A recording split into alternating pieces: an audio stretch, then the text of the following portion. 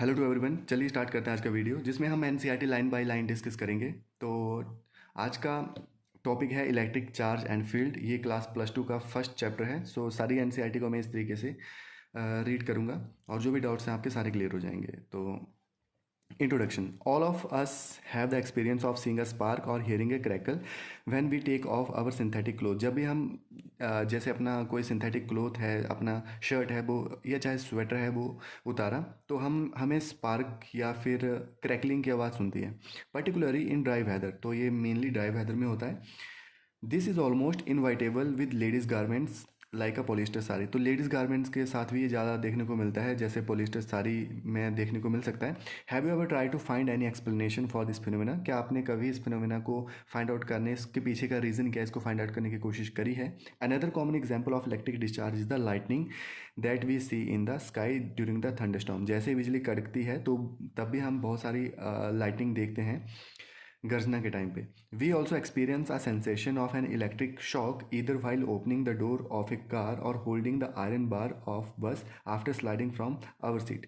तो वैसे ही हमें कोई सेंसेशन, इलेक्ट्रिक फील्ड का शॉक फील होता है जैसे ही कोई गाड़ी चल रही है और एकदम से गाड़ी रुकी, तो जैसे गाड़ी का डोर ओपन किया तो उस टाइम पे हमें थोड़ा सा इलेक्ट्रिक शॉक लगता है। तो एक्चुअल में इसके पीछे का रीज़न क्या है, तो इन सब रीजंस का आंसर हमें, क्वेश्चंस का आंसर हमें इस चैप्टर में मिल जाएगा। The reason for this experiences is discharge of electric charge through our body. ऐसा क्यों होता है? क्योंकि सारा का सारा इलेक्ट्रिक चार्ज डिस्चार्ज होके हमारी बॉडी में मूव कर जाता है, क्योंकि हमारी बॉडी कंडक्टर का एग्जाम्पल है। तो कंडक्टर में चार्ज फ्लो कर जाते हैं which were accumulated due to the rubbing of insulating surfaces. जैसे ही गाड़ी मूव कर रही थी तो एयर के साथ फ्रिक्शन हो रहा था गाड़ी का, और उसमें चार्जेस प्रोड्यूस हो गए और वही चार्जेस एकोमुलेट हो गए गाड़ी के सरफेस के ऊपर, और जैसे हमने गाड़ी को टच किया तो वो सारे के सारे चार्जेस हमारे बॉडी के थ्रू पास कर गए और अर्थ में मूव कर गए। So you might have also heard that this is due to the generation of static electricity. तो आपने ये भी सुना होगा कि ये स्टैटिक इलेक्ट्रिसिटी जनरेट हो गई जिसकी वजह से हमें शॉक लगा। So this is precisely the topic we are going to discuss in this and the next chapter. So इस और नेक्स्ट चैप्टर में भी हम इस टॉपिक के बारे में डिस्कस करेंगे, इलेक्ट्रिसिटी के बारे में। Static means anything that does not move. Static का मतलब होता है ऐसी चीज़ जो मूव ना करे और ना ही चेंज करे टाइम के साथ।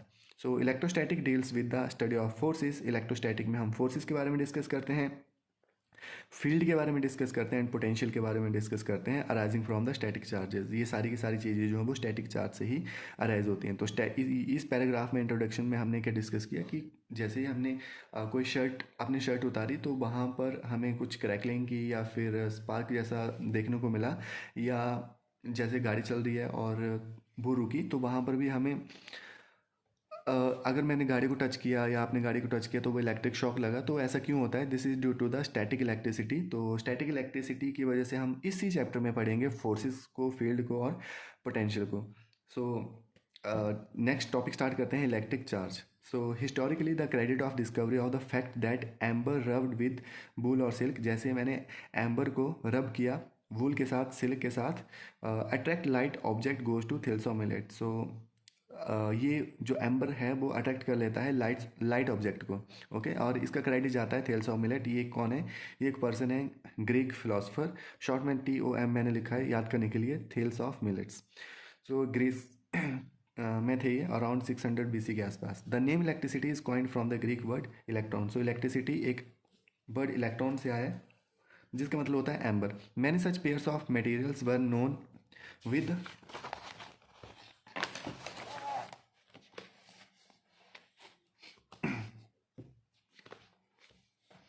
on rubbing could attract light object like straw, pith ball and bits of paper. You can perform the following activity at home to experience such an effect. तो ऐसे बहुत सारे एक्सपीरियंस आप घर में भी कर सकते हो। जैसे आपने बचपन में एक एक्सपेरिमेंट करा होगा जाने अनजाने में, चाहे आपने वो की खुद किया होगा। तो उसमें होता क्या है कि जैसे हम कॉम्ब को अपने हेयर के साथ रब करते हैं और वो कॉम्ब कुछ पेपर के पीसेस को अपनी तरफ अट्रैक्ट करती है। तो ये सारे के सारे जो हैं वो इलेक्ट्रिसिटी की वजह से, स्टैटिक इलेक्ट्रिसिटी की वजह से हो रहे हैं, चार्जेस की वजह से हो रहे हैं। तो चार्जेस ने दो तरीके के चार्जेस हम यहाँ पे डिस्कस करेंगे। तो देख लेते हैं। It was observe that if two glass rods rubbed with the wool और silk cloth are brought close to each other. तो ऐसा ऑब्जर्व किया गया कि जैसे दो ग्लास रॉड को रब किया और वो उनको वूल या सिल्क क्लोथ के पास में लाया गया, brought close to each other, they repel each other, तो वहाँ पे रिपल्शन हुई। The two strands of wool और two types of silk cloths with which the rod were rubbed also repel each other. तो यहाँ पे देख लेते हैं,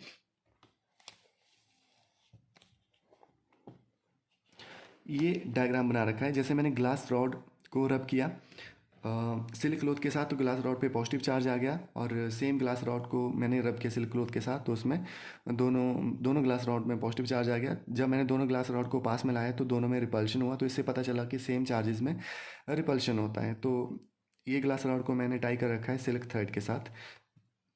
यहाँ पे प्लास्टिक रॉड है, same here plastic rod is there. So मैंने इसको किसी कपड़े के साथ रब किया, तो इस पर नेगेटिव, प्लास्टिक रॉड पे नेगेटिव चार्ज आ गया, इस पर भी नेगेटिव चार्ज आ गया। और जैसे ही मैं इन दोनों प्लास्टिक रॉड को पास में लेके आया तो दोनों में रिपल्शन हुआ। तो इससे भी पता चला कि अगर दो सेम चार्जेस होंगे तो उनमें रिपल्शन होगी। और जैसे ही मैं ग्लास रॉड को प्लास्टिक रॉड के पास लेके आया तो दोनों में अट्रैक्शन हुई। इससे ये क्लियर हुआ कि दो डिफरेंट चार्जेस होंगे तो उनमें अट्रैक्शन होगी। तो इस डायग्राम से भी हम ये क्लियर कर सकते हैं, दो नेगेटिव नेगेटिव चार्जेस हैं तो दोनों चार्जेस दूर जा रहे हैं, इट मीन्स दोनों में रिपल्शन हो रही है। पॉजिटिव चार्ज में डिस्टेंस ज़्यादा, इट मीन्स रिपल्शन। लेकिन यहाँ पर अगर पॉजिटिव नेगेटिव यहाँ पे साथ में रखूँ तो दोनों पास पास आ रहे हैं, इट मीन्स यहाँ पे अट्रैक्शन हो रही है। सो इस पैराग्राफ में ये जो मैंने आपको डायग्राम से क्लियर करवा दिया, इस पैराग्राफ में ये लिखा है। सो दो तरीके के चार्जेस होते हैं, पॉजिटिव चार्ज, नेगेटिव चार्ज। अगर सेम चार्जेस होंगे तो उनमें रिपल्शन होगा, लेकिन अगर डिफरेंट चार्ज होंगे तो उनमें अट्रैक्शन होगा। The property of which differential the two kinds of charges is called the polarity. तो ऐसी प्रॉपर्टी जिसमें हम दो चार्जेस को डिफरेंशिएट कर पाएँ उसको बोलते हैं polarity of the charges. So when a glass rod is rubbed with silk, जैसे ग्लास रॉड को सिल्क के साथ रब किया, the rod acquires one kind of charge, rod पे एक तरीके का चार्ज आ गया, and the silk acquired the second kind of the charge, और सिल्क पे दूसरे तरीके का चार्ज आ गया। This is true for any pair of the object that are रब टू बी इलेक्ट्रीफाइड। तो इस सारे पैराग्राफ में ये सारी चीज़ें लिखी हुई हैं। नेक्स्ट वन इज़ जो इंपॉर्टेंट है वो मैं आपको बताता हूँ। Next one is the therefore the charge were named as positive and negative, इसलिए हमने चार्ज को नेगेटिव और पॉजिटिव नाम दे दिया। यहाँ पे एक लाइन थोड़ी सी इंपॉर्टेंट है। It is just tells that unlike charges acquire by the object neutralize और नलीफाई ईच अदर इफेक्ट। तो अगर दो डिफरेंट चार्जेस होंगे सेम अमाउंट में और उनका मैं सम कर दूं तो दोनों एक दूसरे को नलीफाई कर देंगे, मीन्स दोनों का रिजल्ट जो है वो ज़ीरो आ जाएगा। So this line is also important, neutralize और नलीफाई वाली। और अमेरिकन साइंटिस्ट बेंजामिन फ्रैंकलिन, तो पॉजिटिव और नेगेटिव चार्जेस को नाम किसने दिया? एक अमेरिकन साइंटिस्ट थे जिनका नाम था बेंजामिन फ्रैंकलिन, तो उन्होंने ये नाम दिया था। तो इस लाइन को भी आप अंडरलाइन कर लो, ये थोड़ा सा इंपॉर्टेंट है कि पहली बार चार्जेस को नाम किसने दिया, मतलब चार्ज का नामकरण किसने किया। सो बेंजामिन फ्रैंकलिन, से वो ये अमेरिकन साइंटिस्ट थे। So next one is the we know that when we add a positive number to negative number of the same magnitude the sum is zero. So this line is also important. जब मैं same magnitude होता है but उनकी polarity different होती है, जैसे positive charge है और नेगेटिव चार्ज है, उनका मैग्नीट्यूड सेम है, दोनों को मैं ऐड करूँगा तो रिजल्ट जीरो आएगा। तो ये इंपॉर्टेंट लाइन है, इसको ध्यान में रखना। This might have been the philosophy is naming the charges as positive and negative by conventions. The charges on glass rod और cats fur is called positive and that of plastic rod और silk is termed as negative. तो convention में, by convention हमने ऐसा लिया है कि जो पॉजिटिव चार्ज है वो कैट्स फर को ले लिया और प्लास्टिक रॉड पे हमने नेगेटिव चार्ज ले लिया। तो नेक्स्ट वन है unification of electric city and magnetism. तो वी ऑलरेडी नो इलेक्ट्रिसिटी हमने 10th में भी पढ़ा था, मैग्नेटिज्म भी 10th में थोड़ा सा पढ़ा था। तो क्लास +2 में भी हम इलेक्ट्रिसिटी मैग्नेटिज्म को डिटेल में डिस्कस करेंगे। फर्स्ट 2 चैप्टर इलेक्ट्रिसिटी के बारे में एंड नेक्स्ट 2 चैप्टर मैग्नेटिज्म के बारे में, एंड एक और chapter that is the 5th unit.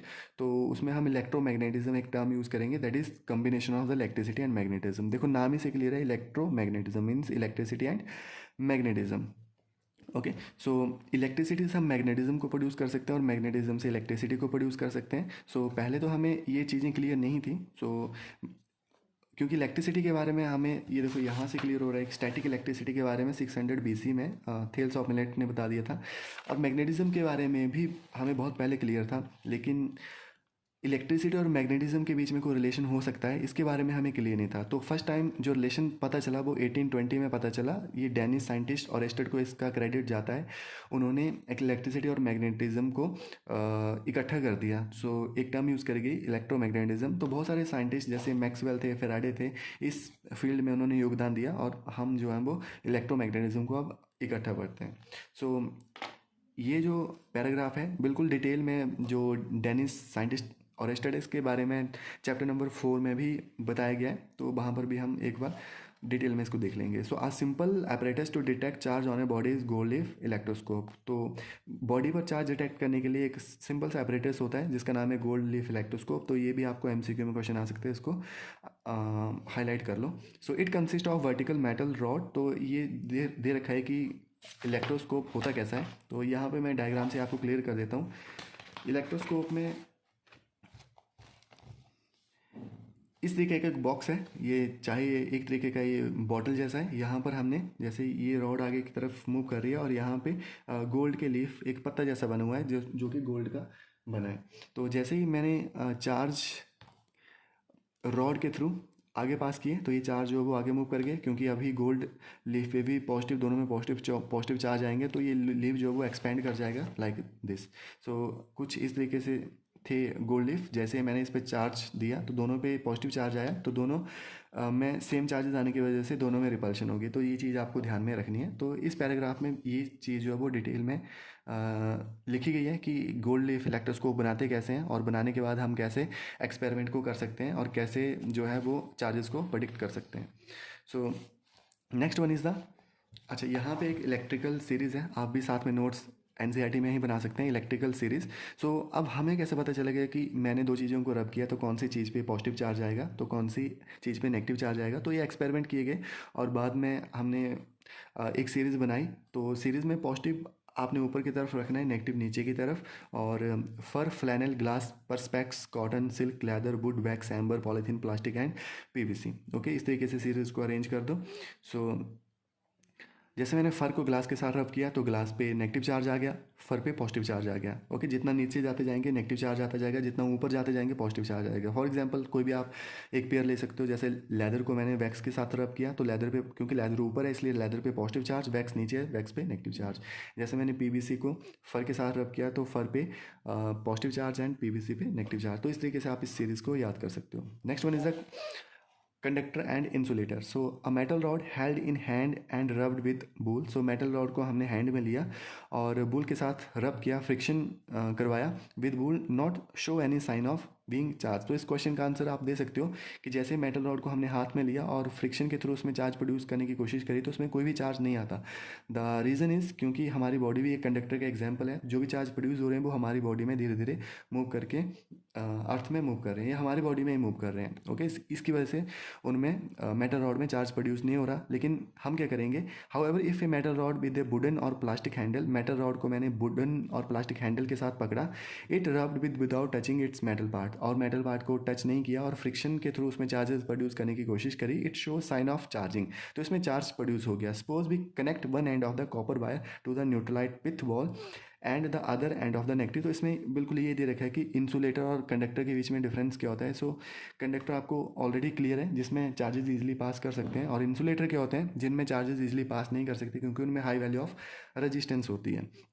So some substances readily allow passes of electricity through them. कुछ सब्सटेंसेज में इजीली इलेक्ट्रिसिटी पास हो जाती है, अदर डू नॉट, और कुछ में नहीं होती। Those which allow electricity to pass through them, जिनमें इलेक्ट्रिसिटी इजीली पास हो जाती है, आर कॉल्ड कंडक्टर्स, उनको हम कंडक्टर बोलते हैं। They have electric charges, electrons they are comparatively free to move inside the material. तो उनमें जो चार्जेस होते हैं वो फ्री मूव कर सकते हैं एक पॉइंट से दूसरे पॉइंट तक। Metals, human and animals body and earth are conductor. तो एग्जाम्पल दे रखे हैं कंडक्टर के, जो मेटल है वो कंडक्टर का एग्जाम्पल है, human body, animal body, earth is also it self a example of conductor. So most of the non metals like glass, porcelain, plastic, nylon wood offer high resistance. So जैसे non metal हैं glass, porcelain, plastic, nylon, wood, ये इनमें high value of resistance होती है, charge free नहीं होती एक जगह से दूसरी जगह मूव करने के लिए, क्योंकि इनमें हाई वैल्यू ऑफ रेजिस्टेंस है to move passes of electricity through them, इसलिए इनको इंसुलेटर बोलते हैं। Most substances fall into one of these to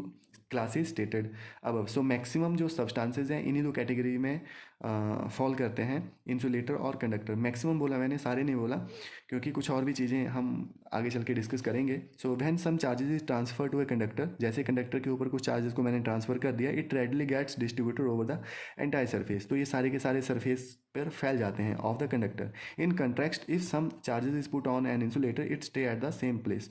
सो अगर मैं इंसुलेटर के ऊपर कुछ चार्जेस को रख दूं तो इस उसी प्लेस पे रहेंगे। तो यही डिफरेंस है कंडक्टर और इंसुलेटर के बीच में। कंडक्टर को अगर चार्ज देंगे तो वो पूरे के पूरे कंडक्टर के ऊपर फैल जाएगा, लेकिन इंसुलेटर को चार्ज देंगे तो वो सिर्फ एक ही सरफेस पे, एक ही जगह पे रहेगा जहाँ पर आपने चार्जेस को रखा था। तो ये डिफरेंस है कंडक्टर और इंसुलेटर के बीच में। When we bring a charged body in contrast contact with the earth, तो चार्ज बॉडी को अर्थ के कांटेक्ट में लाते हैं, all the excess charge on the body disappear, तो सारा का सारा जो एक्सेस चार्ज है वो डिसअपियर हो जाता है। तो आई थिंक इसका रीज़न भी आपको क्लियर होगा, क्यों? क्योंकि मैक्सिमम जो एक्स्ट्रा चार्ज होता है वो अर्थ में मूव कर जाता है by causing a momentary current to pass through the ground through the connecting conductor such as our body. This process of sharing the charges with the earth is called the grounding of the earthing. तो जैसे हम charge को earth के साथ share करते हैं, इसके लिए हम एक वायर यूज़ करते हैं जिसको अर्थ वायर बोलते हैं। तो उसके थ्रू जो मैक्सिमम जो एक्स्ट्रा चार्ज होता है वो अर्थ में मूव कर जाता है और उसको हम ग्राउंडिंग भी बोलते हैं। So earthing provides a safety measure for electrical circuits and appliances. तो अर्थिंग करने से क्या फ़ायदा हो जाता है? ये सेफ्टी प्रोवाइड करता है इलेक्ट्रिकल सर्किट को और अप्लायंसेस को। ए थिक मेटल प्लेट इज़ बरी डीप, तो अर्थिंग करते कैसे हैं? एक मेटल प्लेट को अर्थ के अंदर दबा देते हैं and thick wires are drawn from this plate. These are used in buildings. तो अर्थिंग हम मैक्सिमम बिल्डिंग में भी कर लेते हैं, जो भी बड़ी बड़ी बिल्डिंग बनते हैं, for the purpose of earthing near the main supply. The electrical wiring in our houses has 3 wires. जो हमारे घरों में वायर आती है उसमें भी 3 वायर होती हैं। आपने भी ऑब्जर्व किया होगा, एक को लाइव वायर बोलते हैं, न्यूट्रल वायर बोलते हैं, अर्थ वायर। तो अर्थ वायर का मीनिंग आपको क्लियर हो गया। तो लाइव वायर और न्यूट्रल वायर क्या होती है? The first two carry electrical current from the power station. तो जो लाइव वायर है और न्यूट्रल वायर है वो करंट को लेके आती हैं पावर स्टेशन से। And the third is earth by the connecting to its buried metal plate. So metallic bodies of the electrical appliances such as an electrical iron refrigerator TV are connected to the earth wire. तो हमारे घर में जो भी appliances होते हैं वो सारे के सारे अर्थ वायर से कनेक्ट होते हैं। तो रीज़न आपको क्लियर होगा, क्यों? क्योंकि जो भी एक्स्ट्रा चार्ज होता है वो अर्थ वायर के थ्रू अर्थ में मूव कर जाता है और हमारे जो अप्लायंसेज हैं वो डैमेज होने से बच जाते हैं। So when any fault occurs और live wire touches the metallic body the charge flow to the earth without damaging the appliances. So appliances जो हैं वो ख़राब होने से बच जाते हैं। Next one is the charging by induction. So induction के थ्रू हम चार्ज को कैसे प्रोड्यूस कर सकते हैं? सो हमने बेसिकली 3 मेथड पढ़ने हैं इस चैप्टर में कि हम कैसे चार्जेस को प्रोड्यूस कर सकते हैं। सो एक मेथड पढ़ा आपने बाय रबिंग। सो रबिंग क्या होता है? फ्रिक्शन के थ्रू आप चार्जेस को प्रोड्यूस कर सकते हैं। ओके, 2 बॉडी को रब किया तो उनमें चार्जेस प्रोड्यूस हो गए। जैसे कंडक्शन होता है, कंडक्शन क्या होता है? सपोज करो मैंने 2 ऑब्जेक्ट को रब किया, अब सपोज इसमें कोई चार्ज आ गया। अगर ये मेटल प्लेट है और इसका मैंने हैंडल जो है वो नॉन मेटल से बनाया हुआ है, तो इसमें चार्ज प्रोड्यूस हो जाएगा। और इस ऑब्जेक्ट को मैं दूसरे ऑब्जेक्ट जो भी मेटल है दूसरे मेटल के साथ टच करूँगा तो उसको उस मेथड को हम कंडक्शन बोलते हैं। ओके, तो दूसरे मेटल रॉड पे भी चार्ज आ जाएगा, उसको हम बोलते हैं कंडक्शन, क्योंकि हमें पता है कंडक्टर में चार्ज मूव कर सकते हैं। सो next one is the charging by induction. तो इंडक्शन क्या होता है? किसी ऑब्जेक्ट में बगैर टच किए चार्जेस को प्रोड्यूस कर देना, इस मेथड को बोलते हैं इंडक्शन। सो ये डायग्राम से ही क्लियर हो जाएगा। इसको बिल्कुल यहाँ से अगर आपने एक बार रीडिंग देनी तो दे लो, अदरवाइज मैं डायग्राम से क्लियर करवा देता हूँ। सपोज करो मेरे पास 2 मेटल के स्फीयर हैं और जो इनके ये वाले पॉइंट हैं ये इंसुलेटर हैं, इनमें चार्जेस मूव नहीं कर सकते क्योंकि हाई वैल्यू ऑफ रेजिस्टेंस होती है। अगर चार्ज होंगे तो एक ही पॉइंट पे इंसुलेटर में रहते हैं, वो आगे मूव नहीं करते हैं।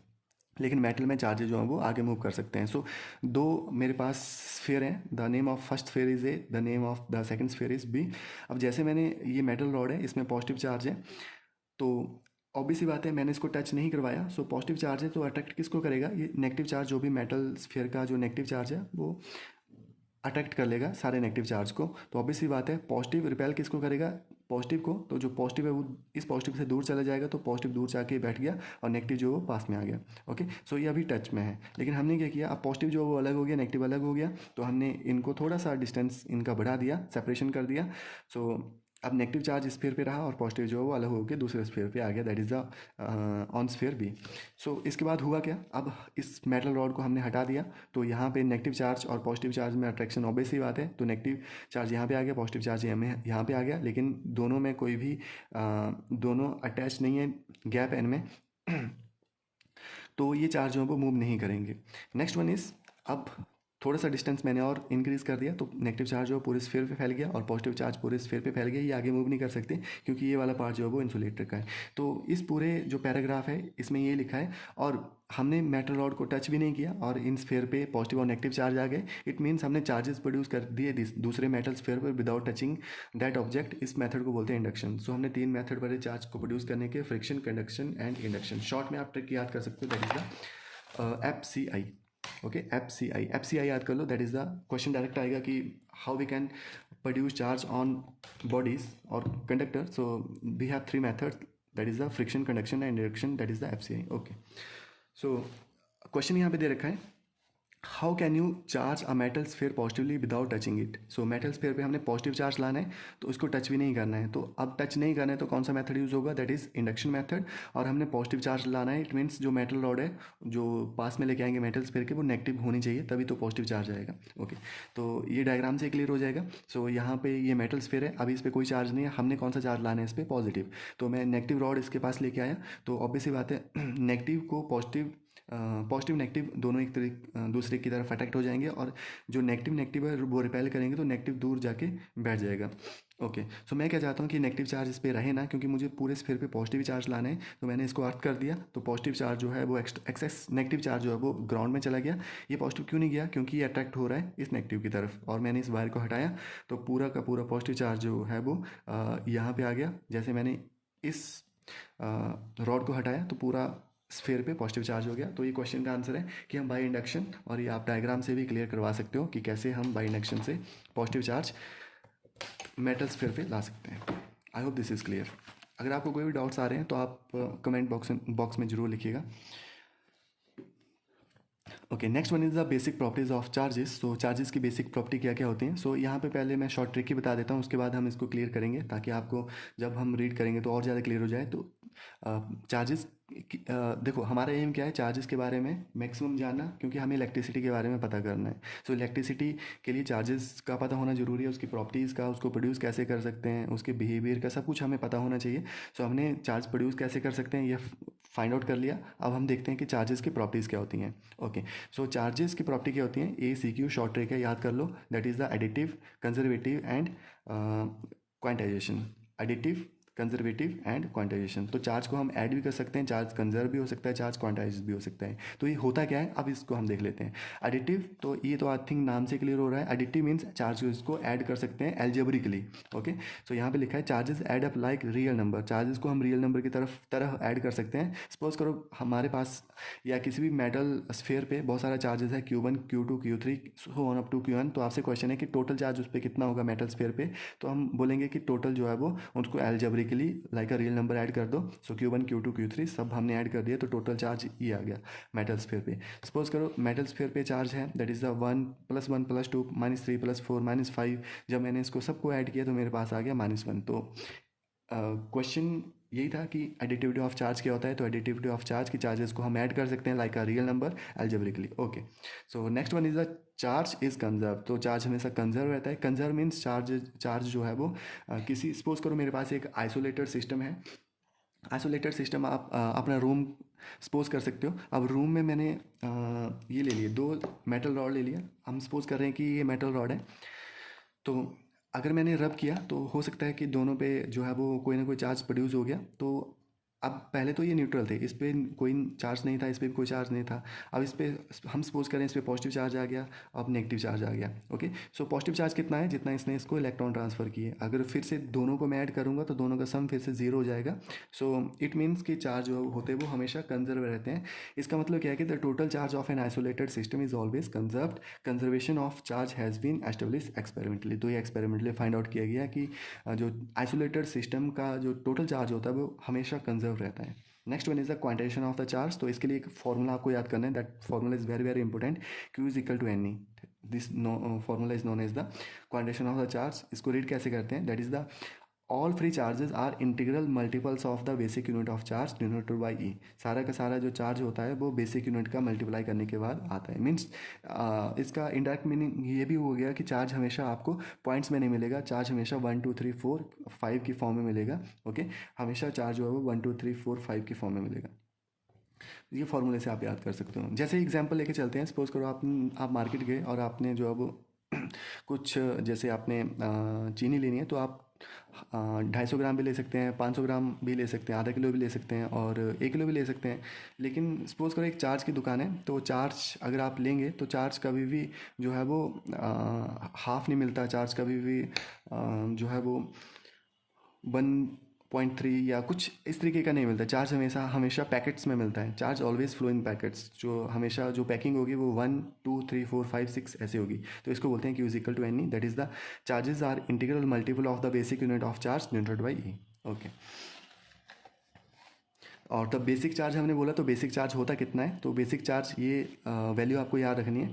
That is basic unit of charge is 1.6029192 into 10⁻⁻19 coulomb. पूरा याद नहीं करें तो 1.6 इंटू 10⁻⁻19 कूलम याद कर लो। नेक्स्ट वन इज़ द अब यहाँ पे हमने कूलम वर्ड यूज़ किया। अब कूलम क्या है, चार्ज का यूनिट होता है। ओके, यहाँ से हम थोड़ा सा और देख लेते हैं। International system of unit, international unit of system के हिसाब से जो चार्ज का यूनिट हमने रखा था वो कूलम नाम रखा था and denoted by the symbol capital C. A coulomb is defined in terms of unit of electric current which you are going to learn in a subsequent chapter. In term of this definition, 1 coulomb is the charge flowing through a wire in 1 second. 1 coulomb क्या होता है, 1 second में if the current is 1 ampere, अगर current 1 ampere है तो wire में कितना charge flow कर रहा है 1 सेकेंड में, तो उसको बोलते हैं हम 1 कूलम। ओके, सो हमें पता है करंट की जो डेफिनेशन होती है वो क्या होती है, that is the charge upon time. तो अगर मुझे चार्ज यहाँ से निकालना है तो वो क्या हो जाएगा, current into time, that is current into time. और करंट का यूनिट होता है एम्पियर, चार्ज का यूनिट होता है कूलम, टाइम का यूनिट होता है सेकंड। तो मैं इसको रीअरेंज करके एम्पियर इंटू सेकंड कर लिया is equal to coulomb. So ampere की वैल्यू मैंने 1 रखी, सेकंड की वैल्यू भी 1 रखी, तो कूलम कितना आ जाएगा, that is the 1 ampere into 1 second. It means charge flowing 1 coulomb is the charge flowing through wire in 1 second if the current is 1 ampere. Okay, so next one is 1 coulomb of charge. बहुत बड़ा unit होता है, 6 into 10⁻18 electron होते हैं 1 coulomb of charge में। ये हम कैसे फाइंड आउट कर सकते हैं, by using this formula Q is equal to n e, that is the quantization of charge. अब हमें वैल्यू दे रखी है, दैट इज़ Q की वैल्यू दे रखी है 1 कूलम। ओके, N की वैल्यू दे रखी है, N की वैल्यू हमें कैलकुलेट करनी है।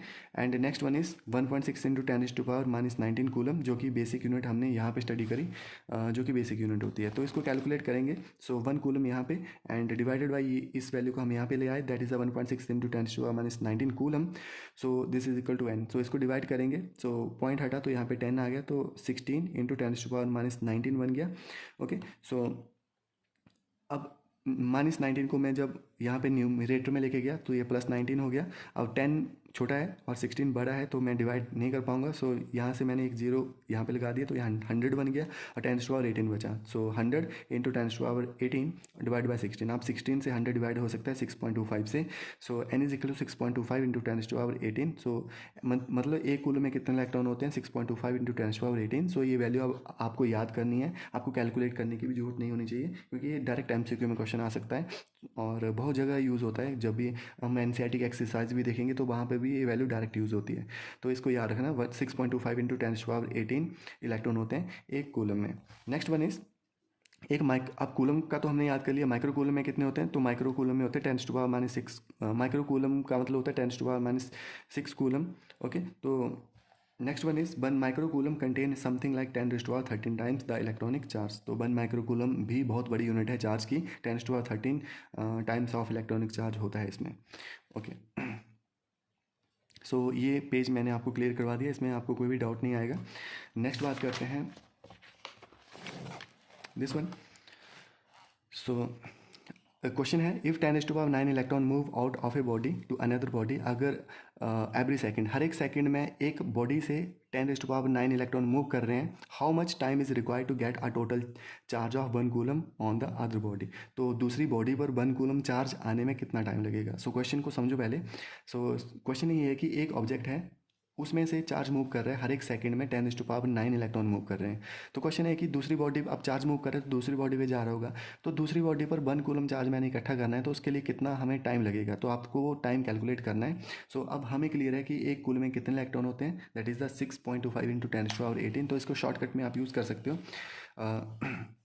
6.25 इंटू 10⁻18 हमने यहाँ पे लिख लिया, डिवाइडेड बाई 10⁹9, ओके, इंटू 365, एक साल में 365 डेज हो गए, ओके, और 24 आर, एक दिन में 24 आवर होते हैं एंड 60 मिनट होते हैं, 60 सेकेंड ही, तो सारा मल्टीप्लाई कर दिया आपने। यहाँ पे 18 है, this one is +18, so 6.25 into 10⁻18 that is the 1 coulomb of charge, 10⁹9 electron move कर रहे हैं हर एक सेकेंड में कितना, तो आप इसको ईयर में कन्वर्ट कर लो। जब इसको आप डिवाइड करोगे तो आपके पास आंसर आ जाएगा 198 और 200 के आसपास। सो इसको एक बार आप ट्राई कर सकते हो। वीडियो को मैं अलग से, अगर आपको आप चाहते हैं कि मैं इसको करूं तो मैं अलग से एक वीडियो बना दूंगा, क्योंकि इस वीडियो में अगर इन सारे क्वेश्चंस को मैं बिल्कुल डिटेल में क्लियर करूंगा तो ये 5-6 घंटे की वीडियो बन जाएगी।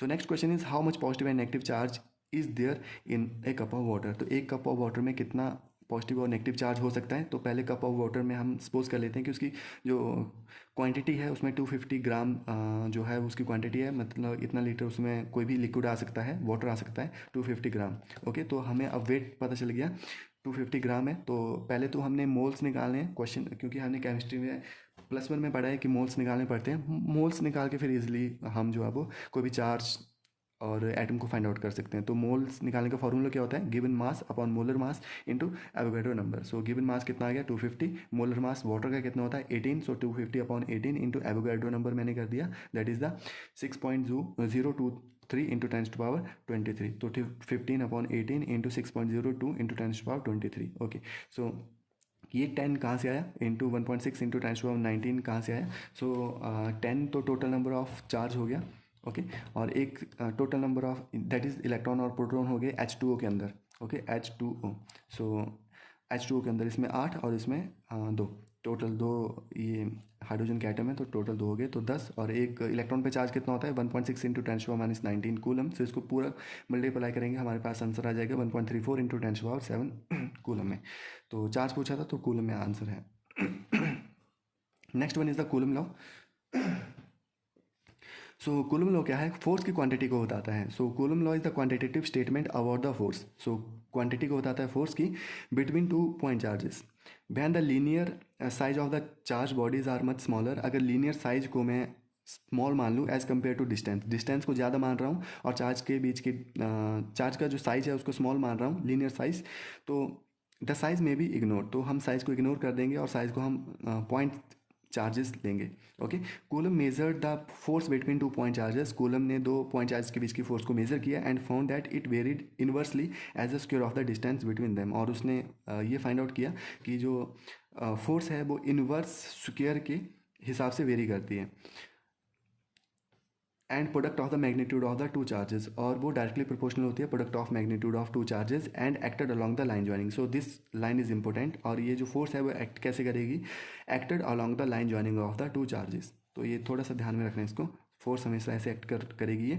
दस if 2 point charges Q1 and Q2 are separated by distance R, इसलिए मान लिया कि 2 पॉइंट चार्जेस हैं जिनके बीच का डिस्टेंस R है और वो वैक्यूम में रखे हैं, तो उनके बीच का फोर्स हमें कैलकुलेट करना है। तो हम कूलम लॉ के हिसाब से ये फॉर्मूला आएगा, that is the F is equal to K Q1 Q2 upon R square, okay. तो यहाँ से क्लियर हुआ कि ये जो डायरेक्टली प्रोपोर्शनल है कि ये तो कांस्टेंट आ गया, प्रोपोर्शनलिटी कांस्टेंट Q1 Q2 के आगे ये चार्जेस का मैग्नीट्यूड हमने ले लिया और ये इन्वर्सली प्रोपोर्शनल है R स्क्वायर। मीन्स डिस्टेंस बढ़ती जाएगी तो फोर्स जो है वो कम होती जाएगी, और अगर चार्जेस बढ़ते जाएंगे तो फोर्स जो है वो बढ़ती जाएगी। इट मीन्स अब मुझे यहाँ से बहुत सारे क्वेश्चन क्लियर हो सकते हैं कि मुझे फोर्स को कम करना है, तो बताओ कूलम लॉ में क्या चेंज करने पड़ेंगे। तो चार्जेस के बीच का डिस्टेंस को आप बढ़ा सकते हो तो फोर्सेज जो है वो कम हो जाएगी, क्योंकि ये R स्क्वायर के इन्वर्सली प्रोपोर्शनल है। डिस्टेंस का स्क्वायर करेंगे तो उसका इन्वर्सली प्रोपोर्शनल है। तो यहाँ से बहुत सारे क्वेश्चन क्लियर हो रहे हैं। How did coulomb arrive at this law, तो कूलम कैसे इस लॉ पर पहुंचा from his experiments. So coulomb used a torsion balance, coulomb ने एक इंस्ट्रूमेंट का यूज़ किया जिसका नाम था torsion balance for measuring the force को मेजर करने के लिए, ओके। तो ये थोड़ा सा इंपॉर्टेंट है, याद कर लेना।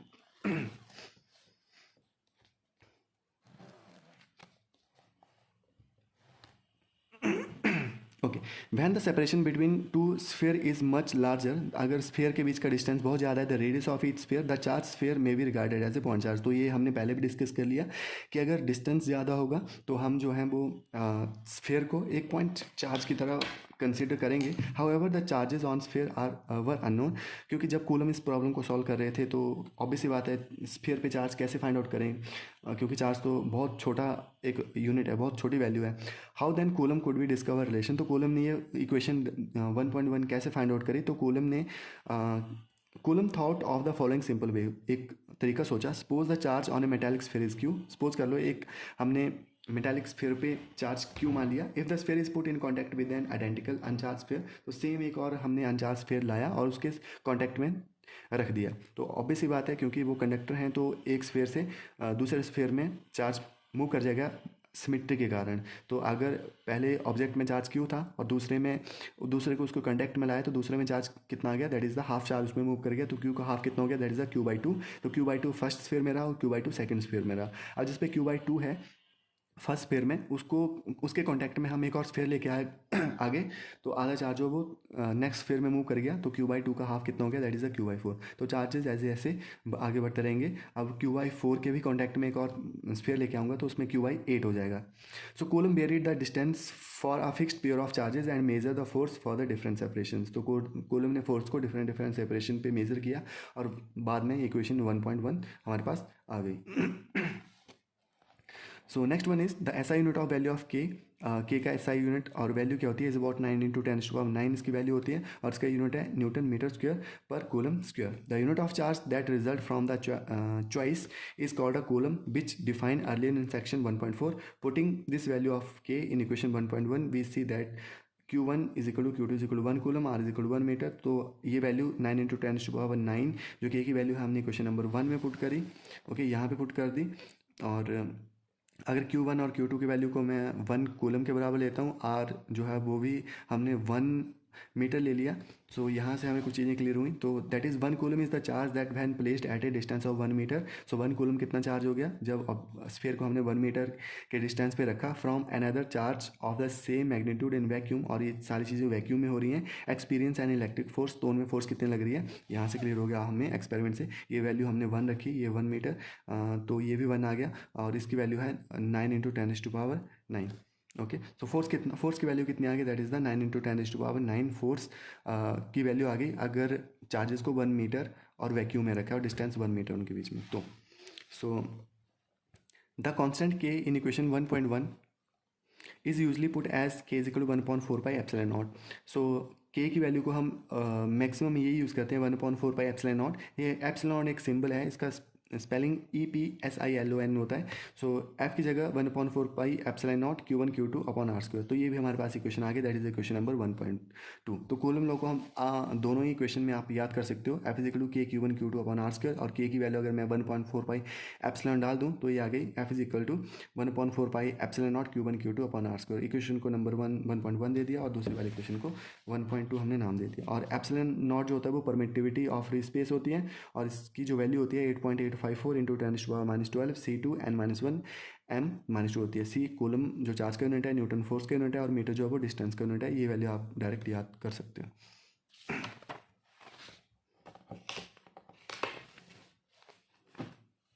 ओके, नेक्स्ट वन है coulomb law in the vector form. तो वेक्टर फॉर्म में कैसे, हमने ओरिजिन से सपोज करा है एक चार्ज है Q2 और एक चार्ज है Q1। अगर दो सेम चार्जेस होंगे तो दोनों में रिपल्शन होगी।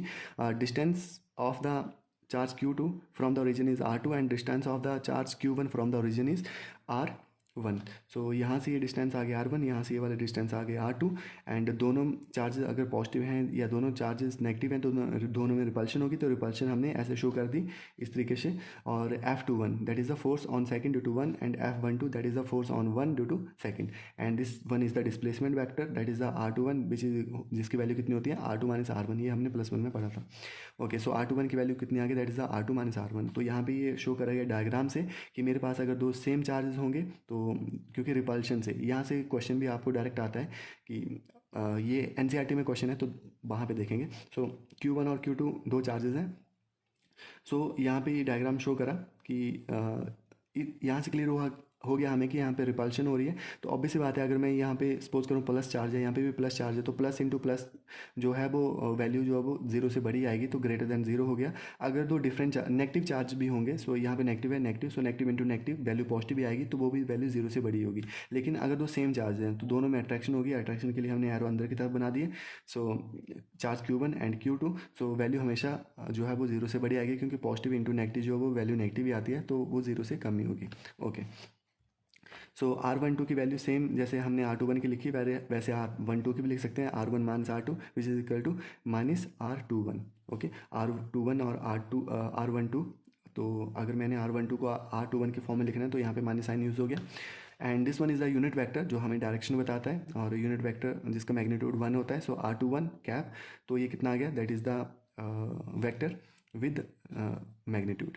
ओके, सो ये वैल्यू आ गई R21 के लिए, एंड R12 के लिए भी हम सेम वैल्यू लिख सकते हैं। तो कूलम लॉ वेक्टर फॉर्म में कैसे आ गया, that is the F21 is equal to 1/4 by epsilon naught Q1 Q2 upon R21 का स्क्वायर, क्योंकि डिस्टेंस के स्क्वायर के बराबर होता है। एंड F21 है तो ये R21 विद यूनिट वेक्टर। अगर मुझे F12 लिखना होता तो F12 के लिए भी मैं सेम लिख सकता हूँ, that is the 1/4 by epsilon naught Q1 Q2 upon R12 का square with R12 vector. So F12 F21 की फॉर्म में लिखना है, तो यहाँ पे मुझे माइनस F21 लिखना पड़ेगा, जैसे सेम मैंने यहाँ पे R21 और R12 को लिखा था। Okay, I think now this is clear.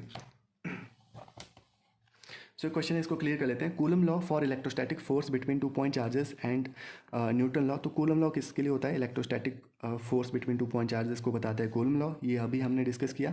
And Newton law for gravitational force between 2 stationary point masses, और न्यूटन लॉ जो है वो ग्रेविटेशनल फोर्स है बिटवीन 2 स्टेशनरी पॉइंट मासेस के बीच में, both have inverse square dependence. और हमने देखा कि ग्रेविटेशनल का भी फॉर्मूला जो है वो डिस्टेंस का स्क्वायर पर डिपेंड करता है, और कूलम लॉ भी डिस्टेंस के स्क्वायर के ऊपर डिपेंड करता है।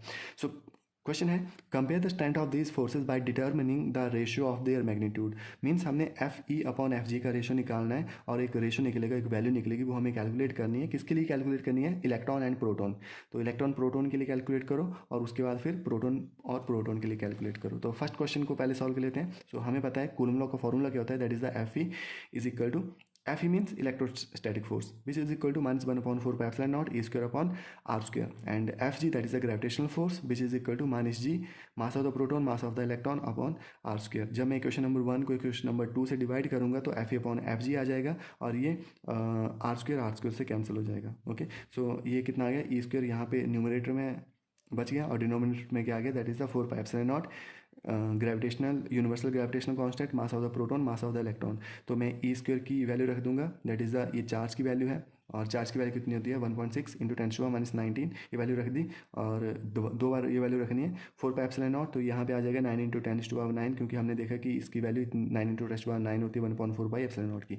जी की वैल्यू आप रख सकते हो 6.67 इंटू 10⁻11, और mass of the proton 1.6 into 10⁻27 kg होता है, and mass of the electron ये ऑलरेडी दे भी रखा है, आई थिंक, हाँ यहाँ पे दे रखा है, mass of the electron 9.11 into 10⁻31 kg। तो यहाँ पे वैल्यू पुट करिए, इसको सबको सॉल्व किया तो 2.4 इंटू 10⁻39 प्लस 39। ओके, सो इस क्वेश्चन को मैं अलग से भी सॉल्व करवा दूंगा। यहाँ पे हम NCERT लाइन बाय लाइन कर रहे हैं, तो अगर मैं बिल्कुल डिटेल में करवाऊंगा तो वीडियो काफ़ी लंबी बन जाएगी। अलग से क्वेश्चन आप खुद भी एक बार ट्राई करने की कोशिश करना, नहीं आएगा तो मुझे कमेंट बॉक्स में आप जरूर बताना।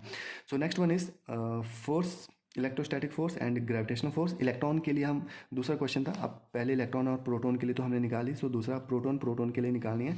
सो प्रोटॉन के लिए मास ऑफ द प्रोटॉन, यहाँ पे मास ऑफ द इलेक्ट्रॉन और प्रोटॉन था, बट यहाँ पे वैल्यू रखनी है आपने। सो 1.3 इंटू 10⁻36, ये वैल्यू अगर याद भी कर लोगे तो कोई दिक्कत नहीं।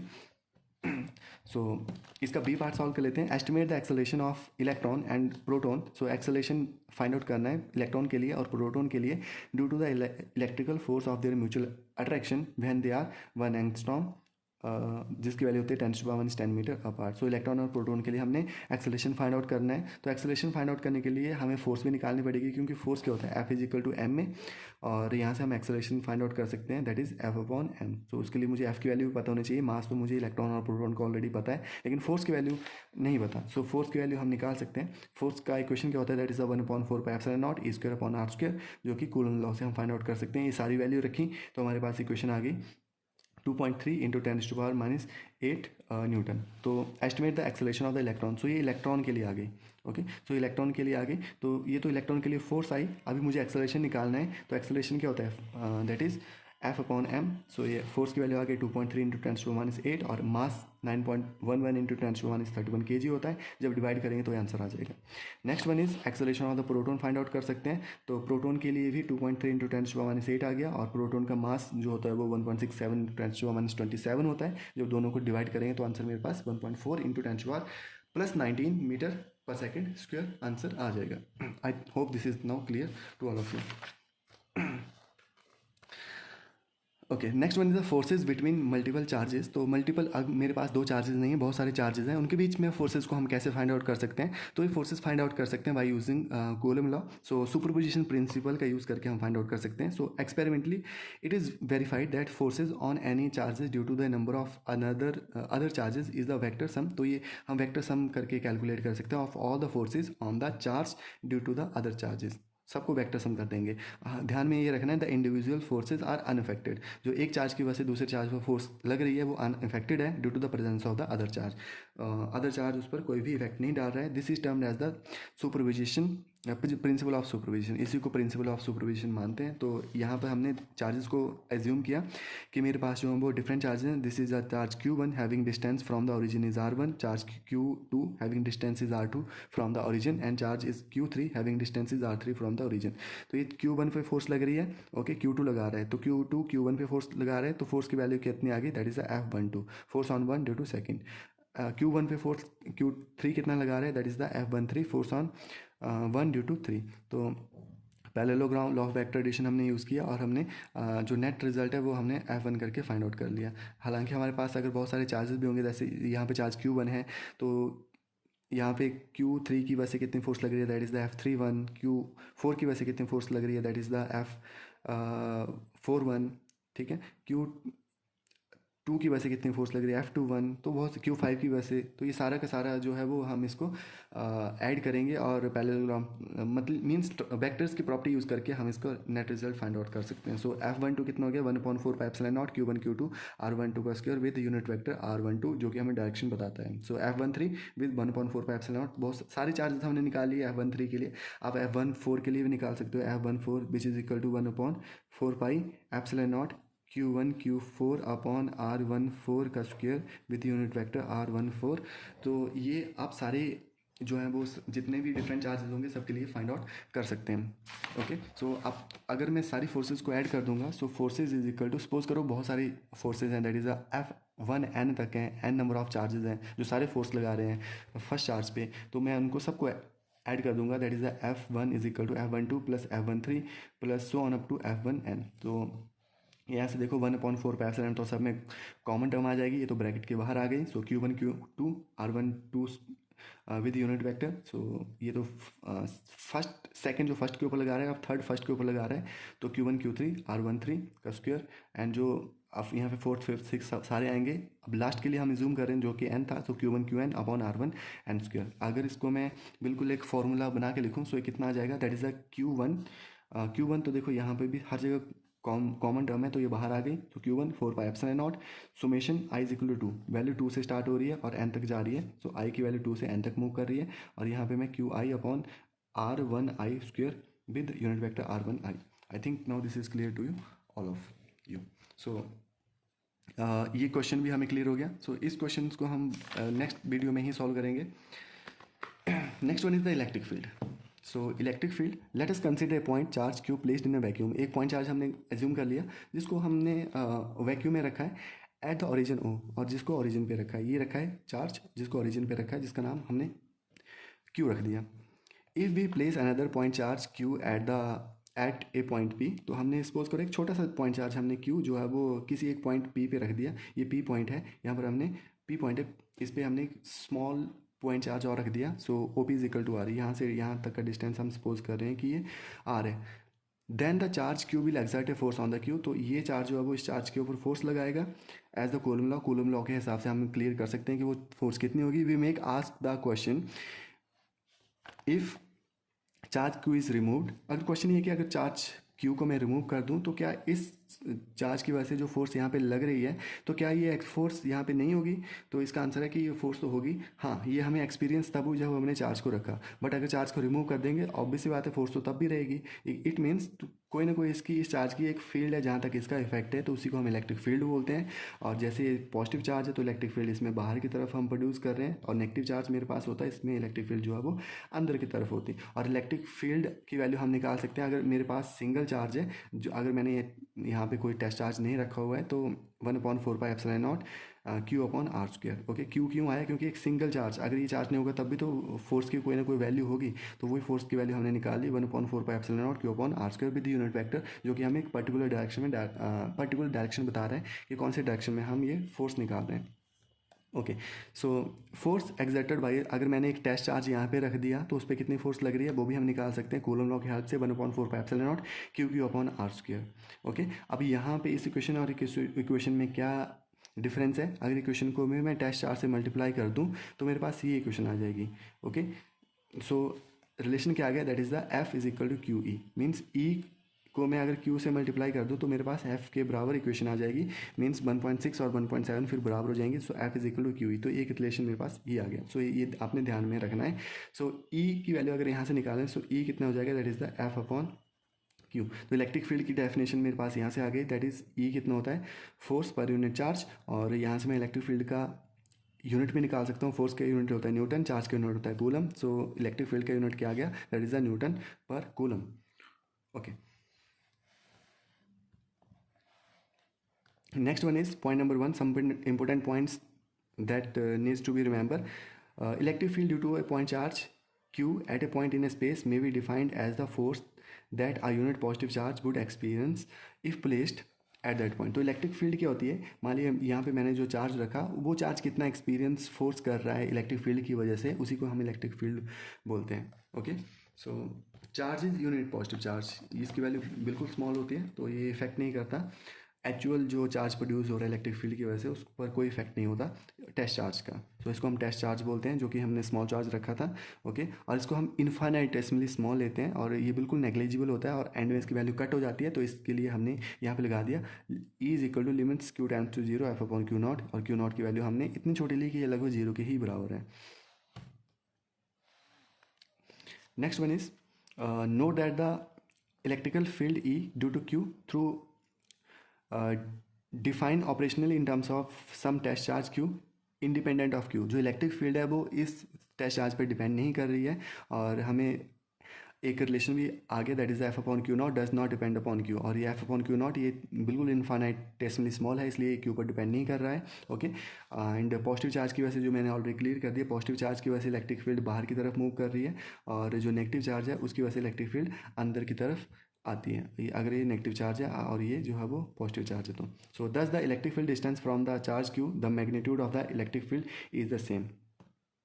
ओके, सो अगर मैं यहाँ पे सर्कल बना दूँ, तो यहाँ पे हर एक पॉइंट पे इलेक्ट्रिक जो सर्कल है, क्योंकि रेडियस जो है वो सेंटर से बिल्कुल बराबर है, तो हर एक पॉइंट पे इलेक्ट्रिक फील्ड इस सर्कल पे बराबर होगी। अगर मैं यहाँ पे भी एक सर्कल बना दूँ, तो जितनी यहाँ पे इलेक्ट्रिक फील्ड की वैल्यू होगी उतनी यहाँ पे होगी, उतनी ही यहाँ पे, और उतनी ही यहाँ पे होगी। Electric field due to system of charges, तो सुपरपोजिशन प्रिंसिपल का यूज़ करके हम सिस्टम ऑफ चार्जेस के लिए भी इलेक्ट्रिक फील्ड को फाइंड आउट कर सकते हैं, जैसा कि हमने कूलम लॉ के लिए किए। सो इसको मैं डायरेक्ट यहाँ से क्लियर कर देता हूँ। ओके, सो यहाँ पे that is the electric field due to first charge, that is the 1/4πε0 Q1R1, क्योंकि इलेक्ट्रिक फील्ड जो सिंगल चार्ज पे डिपेंड कर रही है, तो Q1R1p²। ओके, सो E2 भी हम निकाल सकते हैं, दैट इज़ द 1/4πε0 Q2R2p²। सो ये सारी चीज़ों को जब मैंने E1 E2 सो ऑन सब अप टू En तक मेरे पास चार्जेस हैं, तो सबको ऐड कर दिया मैंने। So 1/4πε0 Q1R1p² plus 1/4πε0 Q2R2p² plus so on up to 1/4πε0 Q1Rnp²। जब इसको मैं ऐड करूँगा तो 1/4πε0 जो है वो कॉन्स्टेंट टर्म है, ये तो बाहर आ गई। Summation I=1 to n QiR1p²। Okay, and with unit vector. So physical significance of the electric field, electric field का फिजिकल सिग्निफिकेंस क्या है? इलेक्ट्रिक फील्ड एक वेक्टर क्वांटिटी है। Okay, electric field is a vector field since force is a vector quantity. Okay, so you may wonder why the notion of electric field has been introduced here. तो electric field का concept हमने क्यों introduce किया? After all for any system of charges the measurable Quantity is a force on a charge which can be directly determined using Coulomb law and the superposition principle. भाई then introduce this intermediate quantity called the electric field. तो हम force की value को तो हम coulomb law से ही निकाल रहे हैं, फिर इलेक्ट्रिक फील्ड को इंट्रोड्यूस करने की क्या जरूरत थी? So for electrostatic the concept of electric field is convenient but not really necessary. Electric field is an elegant way of the characterizing the electrical environment of the system of charges. Electric field at a point in the space around a system of charges tells you the force a unit positive test charge would experience if placed at that point. तो electric field क्या होती है कि कोई test charge किसी एक particular point पर कितनी फोर्स को एक्सपीरियंस कर रहा है, उसी को इलेक्ट्रिक फील्ड बोलते हैं, इसलिए हमें इसकी जरूरत पड़ी. So there will be some time delay between the effect and the cause. It is precisely here that the notion of electric field, strictly electromagnetic field, is natural and very useful. The field picture is thus accelerated motion of a charge q to produce electromagnetic wave. अब जब charge rest में होता है तो हम static electricity बोलते हैं, लेकिन जैसे चार्ज मूव करा उसको हम बोलते हैं इलेक्ट्रिक करंट, और जैसे करंट मिलता है हमें तो साथ में मैग्नेटिज्म भी मिलता है, तो हम बोलते हैं इसको electromagnetic wave. Okay, which then propagate with the speed of C. तो जो इलेक्ट्रोमैग्नेटिक वेव है स्पीड ऑफ लाइट से मूव करती है, reaches Q2 and cause a force on Q2, और Q2 पर पहुंच गई और उसने जो है वो Q2 पर भी फोर्स लगा दिया. तो ये इलेक्ट्रिक फील्ड का कंसेप्ट से ही हम इसको भी क्लियर कर सकते हैं. ओके, तो मीन्स ये जो एक चार्ज की वजह से दूसरे चार्ज पर अगर वो बहुत नज़दीक रखा है तो जो फोर्स लगेगी इंस्टेंटेनियसली लगेगी. ओके ओके, सो ये क्वेश्चन तो हम हिंट दे देता हूँ मैं आपको, अगर आपको क्लियर हो गया तो ठीक है, अदरवाइज़ मैं अलग वीडियो बना देता हूँ. सो यहाँ पे बोला है कि अगर एक इलेक्ट्रॉन मूव कर रहा है और एक प्रोटॉन मूव कर रहा है तो उन दोनों में कितना compute the time for each other. तो टाइम कंप्यूट करना है और contrast the situation with the, तो यहाँ से हम टाइम निकाल सकते हैं. Time is equal to 2HM upon EE. So हमें पता है F is equal to QE होता है.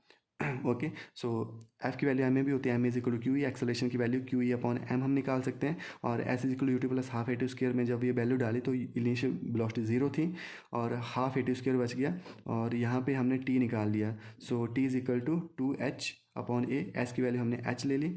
ओके, और ये बन गया 2H एम ई ई. ए की वैल्यू हमने यहाँ से रख दी, that is the E upon M, और सारी वैल्यू हमने एच की वैल्यू क्वेश्चन में दे रखी है, एम की वैल्यू दे रखी है, ई, ये सारी वैल्यू हमें क्लियर है, तो हम ये आंसर निकाल सकते हैं. Okay, next one is the electric field lines. तो this concept is very simple. Electric field lines क्या होती हैं? ये पॉजिटिव चार्ज है, इलेक्ट्रिक फील्ड लाइंस ये बाहर की तरफ मूव कर रही हैं, पॉजिटिव चार्ज अगर होगा तो, और नेगेटिव चार्ज होगा तो उसमें अंदर की तरफ आएंगी. तो पॉजिटिव चार्ज में इलेक्ट्रिक फील्ड लाइंस कुछ ऐसे हमें दिखती हैं. ओके, सो अगर मैं यहाँ पे एक कंसेंट्रिक सर्कल बनाता जाऊँ तो हमें पता चल रहा है कि इलेक्ट्रिक फील्ड लाइंस इस सर्कल के लिए वैल्यू क्लोज आ रही है, इस सर्कल के लिए थोड़ी सी ये लाइंस की वैल्यू जो है वो चेंज कर रही है, और ये लाइंस का डिस्टेंस बढ़ रहा है. इस सर्कल के लिए थोड़ा सा और डिस्टेंस बढ़ गया, एक और सर्कल बनाओ तो थोड़ा सा और डिस्टेंस बढ़ गया. इससे हमें क्लियर हो रहा है कि जैसे हम इस पॉइंट चार्ज से दूर जाते जाएंगे इलेक्ट्रिक फील्ड की वैल्यू कम होती जाएगी, क्योंकि लाइंस के बीच का डिस्टेंस जो है वो बढ़ता जाएगा, और जैसे पॉइंट चार्ज के पास आते जाएंगे तो लाइन के बीच का डिस्टेंस जो है इस लाइन से इस लाइन का डिस्टेंस कम है. इट मीन्स इलेक्ट्रिक फील्ड की वैल्यू यहाँ पर मैक्सिमम है. यहाँ पे इलेक्ट्रिक फील्ड की वैल्यू थोड़ी सी कम हो गई, यहाँ पे और कम हो गई, और दूर जाते जाएंगे तो इसकी वैल्यू और कम होती जाएगी, और एक ऐसा भी पॉइंट आएगा जहाँ पे इसकी वैल्यू 0 हो जाएगी. So now the magnitude of field is represented by the density of the field lines. So density से, ये जो डेंसिटी है इसे हम फील्ड लाइन से रिप्रेजेंट करते हैं. E strong near the charge, so electric field strong होगी जहाँ पे चार्ज होगा. So the density of the field lines is more near the charge, so इसलिए डेंसिटी को हमने क्लोज बना लिया. और away from the charge the field gets weaker, जैसे जैसे दूर जाते जाएंगे इलेक्ट्रिक फील्ड वीक होती जाएगी. Density of field lines is less resulting in A well separated lines. तो ऐसा नहीं है कि अगर आप ये जो है वो 10 लाइनें बना रहे हैं और आपका दोस्त जो है वो 50 लाइनें बना रहा है तो उसकी इलेक्ट्रिक फील्ड की वैल्यू जो वो ज़्यादा स्ट्रॉन्ग है और आपकी जो है वो कम स्ट्रॉन्ग है, ऐसा कुछ भी नहीं है. सो अनदर पर्सन में ड्रॉ मोर लाइन्स, कोई आदमी कितने भी लाइन बना ले, हमें तो सिर्फ यही क्लियर करना है कि जितनी ज़्यादा हम चार्ज के पास आते जाएंगे तो उतनी ही इलेक्ट्रिक फील्ड की वैल्यू स्ट्रॉन्ग होती जाएगी, और जितना चार्ज से दूर जाते जाएंगे उतनी इलेक्ट्रिक फील्ड की वैल्यू कम होती जाएगी. I hope this is clear. So ये कंसेंट्रिक सर्कल, यहाँ पे भी सर्कल बना रखे हैं तो ये सर्कल से आप क्लियर कर सकते हो. यहाँ पे देख लो, जैसे ये चार्ज से इलेक्ट्रिक फील्ड प्रोड्यूस हो रही है तो ये अगर ये सर्कल बनाया तो इस सर्कल में ये लाइंस के बीच का डिस्टेंस जो है वो कम है, इट मीन्स यहाँ पे इलेक्ट्रिक फील्ड की वैल्यू ज़्यादा है. ये सर्कल जो है वो यहाँ पे लाइंस के बीच का डिस्टेंस थोड़ा सा ज़्यादा आ गया, इट मीन्स यहाँ पे इलेक्ट्रिक फील्ड की वैल्यू कम है, क्योंकि डिस्टेंस बढ़ता जाएगा तो फील्ड की वैल्यू भी कम होती जाएगी. या आप डायरेक्ट याद कर सकते हो, जैसे हम चार्ज से दूर जाते जाएंगे तो इलेक्ट्रिक फील्ड की वैल्यू कम होती जाएगी. ओके, तो इस पैराग्राफ में सिंपल इस डायग्राम को एक्सप्लेन करा गया है। The picture show that the field are stronger than at S. तो आर पे स्ट्रॉन्गर फील्ड है और एस पे जो है वो थोड़ी सी वीकर फील्ड है। Region of weak field, region of strong field. Okay, so इस पैराग्राफ में बिल्कुल ये चीज़ें दे रखी हैं। तो ये फील्ड लाइन का जो कंसेप्ट था एक्चुअल में जो फर्स्ट साइंटिस्ट जो हमारे साइंटिस्ट थे फेराडे, उन्होंने दिया था। तो उन्होंने इसको बोला था lines of force. So Faraday call them line of force. Actual में ये कंसेप्ट मिसलीडिंग है जब हम मैग्नेटिक फील्ड की बात करते हैं। सो इसलिए अप्रोप्रिएट टर्म क्या है, लाइन्स ऑफ फोर्स नहीं है, फील्ड लाइन्स है। तो फील्ड लाइन आपने ध्यान में रखना है। तो नेक्स्ट टाइम हम फील्ड लाइन्स के बारे में डिस्कस करेंगे। नेक्स्ट वन इज़ एक दो और प्रॉपर्टी देख लेते हैं। अगर मेरे पास पॉजिटिव चार्ज होगा तो उसमें इलेक्ट्रिक फील्ड जो है वो बाहर की तरफ निकल रही है, सो क्यू ग्रेटर देन जीरो। और अगर ये नेगेटिव चार्ज होगा तो इसमें फील्ड लाइन जो है वो अंदर की तरफ आ रही है। तो ये चीज़ ध्यान में रखना है, electric field positive to negative की तरफ मूव करती है। अगर मेरे पास दो सेम चार्जेस हैं तो यहाँ पे इलेक्ट्रिक फील्ड, क्योंकि यहाँ पे रिपल्शन हो रहा है, तो देखो ये लाइंस जो है वो इस तरीके से रिपेल हो रही हैं और पॉजिटिव चार्ज से बाहर की तरफ भी निकल रही हैं। इसमें पॉजिटिव चार्ज से बाहर की तरफ भी निकल रही हैं और जो है वो यहाँ पे रिपेल भी हो रही हैं। लेकिन मेरे पास अगर एक डायपोल होगा that is a plus Q minus Q charge, तो हमें पता है प्लस क्यू से माइनस क्यू की तरफ मूव करते हैं, तो प्लस क्यू से माइनस क्यू की तरफ ये लाइंस मूव कर रही हैं। सो प्लस क्यू से बाहर की तरफ भी मूव करती हैं, सो बाहर की तरफ भी जा रही है, और माइनस क्यू से अंदर की तरफ भी मूव करते हैं। तो ये लाइंस थोड़ा ध्यान से बनाना, क्योंकि ये लाइंस कुछ ऐसे ऐसे और ऐसे। तो यहाँ से ये बाहर की तरफ ये वाली लाइन है तो ऐसे, और ये वाली लाइन ऐसे है। तो मीन्स एक सी टाइप का ऐसे कुछ बन रहा है। तो यहाँ पे ये बाहर की तरफ है और यहाँ पे ये अंदर की तरफ है। और के तो ये पॉजिटिव से एक लाइन ये है, ये पॉजिटिव टू नेगेटिव मूव कर रही है। So I hope now this is clear to you all. So field lines due to some simple charge configurations. Next concept use करते हैं दैट इज़ इलेक्ट्रिक फ्लक्स। अब हम इलेक्ट्रिक फील्ड को flux के नज़रिए से देखते हैं कि कैसे, क्योंकि फ्लक्स का कंसेप्ट क्यों इंट्रोड्यूस करना पड़ा। फ्लक्स एक स्केलर क्वांटिटी है और स्केलर क्वांटिटी में हमें डायरेक्शन का झंझट नहीं होता, तो फ्लक्स से हम प्रॉब्लम्स को ईजिली सॉल्व कर सकते हैं। Okay, so consider flow of liquid with velocity v। मान लिया एक लिक्विड है जो कि वेलोसिटी v से मूव कर रहा है through a small flat surface D S. एक सरफेस है जो कि सरफेस डी एस है in a direction normal to the surface. Okay, और उसकी direction normal to the surface है। The rate of flow of the liquid, जो liquid होगा उसका rate of flow is given by the volume, कितना volume cross हो रहा है पर यूनिट टाइम। ओके, सो इसको रिप्रेजेंट कर सकते हैं फॉर्मूले से, that is the velocity of the liquid with surface and represent the flux of the liquid, और इसको हम बोलते हैं flux of the liquid flowing across the plane. If the normal to the surface is not parallel to the direction of the flow of the liquid, अगर surface का normal liquid की direction के parallel नहीं होगा that is to be but makes an angle theta with it, और theta angle बना रहा है नॉर्मल सरफेस के साथ जो फ्लो ऑफ लिक्विड है। The projected area in a plane perpendicular to v is v D S cos of theta. तो उसको हम उस प्रॉब्लम को कैसे सॉल्व करेंगे, तो उसके लिए हमने एक इक्वेशन बना दी that is the V D S cos of theta. तो यहाँ से कॉस थीटा आगे मीन्स ये स्केलर क्वांटिटी है, क्योंकि कॉस को हटाएंगे तो डॉट प्रोडक्ट आ जाता है, so V dot D S. Okay, तो इसको हम एक सिंपल से सिचुएशन से क्लियर कर लेते हैं। सो सपोज करो मेरे पास ये सरफेस है, अगर वाटर फ्लो हो रहा है तो वाटर डायरेक्ट पूरा जितना भी वाटर आ रहा है वो पूरा का पूरा इस सरफेस से मूव कर जाएगा। ओके, अब आपने एक और चीज़ ध्यान में रखनी है, एरिया वेक्टर हमेशा सरफेस के परपेंडिकुलर होता है। सो एरिया वेक्टर, ये लाइन याद करो, area vector is always perpendicular to the surface. तो पहले मैंने सरफेस लिया, उसके ऊपर ये परपेंडिकुलर एरिया वेक्टर रख दिया। अब पानी भी ऐसी डायरेक्शन में, कोई ये पानी या कोई भी लिक्विड है ऐसी डायरेक्शन में, इसी डायरेक्शन में फ्लो कर रहा है और एरिया वेक्टर की डायरेक्शन भी सेम है। सो एरिया वेक्टर और वाटर या लिक्विड के बीच में एंगल कितना आ गया, दैट इज द जीरो, और कॉस जीरो की वैल्यू 1 होती है। It means maximum liquid flow करेगा। लेकिन जैसे मैं एंगल जो है वो बढ़ाता जाऊँगा, ये देखो ये अब मैं कुछ ऐसे रख रहा हूँ तो एरिया वेक्टर सरफेस के परपेंडिकुलर कर लिया, लेकिन वाटर तो सेम रहा, वाटर तो ऐसे फ्लो कर रहा है, वाटर की डायरेक्शन चेंज नहीं हुई। लेकिन प्लेन को मैंने अगर वाटर में ऐसे रखा तो एरिया वेक्टर सरफेस के परपेंडिकुलर आ गया, और एरिया वेक्टर और जो वाटर फ्लो कर रहा है उसके बीच में कोई ना कोई एंगल बनेगा, और वो एंगल डिसाइड करेगा कि कितना वाटर जो है वो इसके बीच में मूव कर रहा है, और इस कंसेप्ट को बोलते हैं फ्लक्स ऑफ द लिक्विड। और सेम इलेक्ट्रिक फील्ड में भी सेम कंसेप्ट हम यूज़ कर सकते हैं, that is the electric flux. We should however note that there is no flow of a physical observable. लेकिन इलेक्ट्रिक फ्लक्स में आपको ध्यान रखना है, सिर्फ ये इमेजिनरी कंसेप्ट है, इसमें कोई भी फिजिकल चीज़ मूव नहीं हो रही है। जैसे वाटर मूव हो रहा था जो हमने ऊपर एक केस डिस्कस किया, लेकिन ये केस तो हमने सिंपल इलेक्ट्रिक फ्लक्स को समझने के लिए किया था। सो सेम हम इलेक्ट्रिक फ्लक्स के लिए भी फॉर्मूला फाइंड आउट कर सकते हैं, that is E dot D S, और E D S cos of theta electric flux के लिए डिपेंड करता है एंगल कितना है सरफेस के साथ। ठीक है, तो आपने एक चीज़ यहाँ पे ध्यान रखनी है, एरिया वेक्टर हमेशा सरफेस के परपेंडिकुलर होता है। अगर फिर भी ये कंसेप्ट नहीं समझाया तो बिल्कुल डिटेल में एक और वीडियो बना दूंगा मैं, जहाँ पर क्लियर एक्सप्लेनेशन और भी डिटेल में आपको दे दूंगा। सो फॉर एग्जांपल ये सरफेस है, ये सरफेस है, तो यहाँ पर इलेक्ट्रिक फील्ड जो है वो ऐसे मूव कर रही है, तो सारी की सारी इलेक्ट्रिक फील्ड इस सरफेस से मूव कर रही है, जैसे ये वाला सरफेस है। तो इसके लिए हम एक फार्मूला ड्राइव कर सकते हैं, that is the E delta S cos of theta, और कॉस थीटा हटाएंगे तो ये स्केलर प्रोडक्ट आ जाएगा, that is the E dot delta S.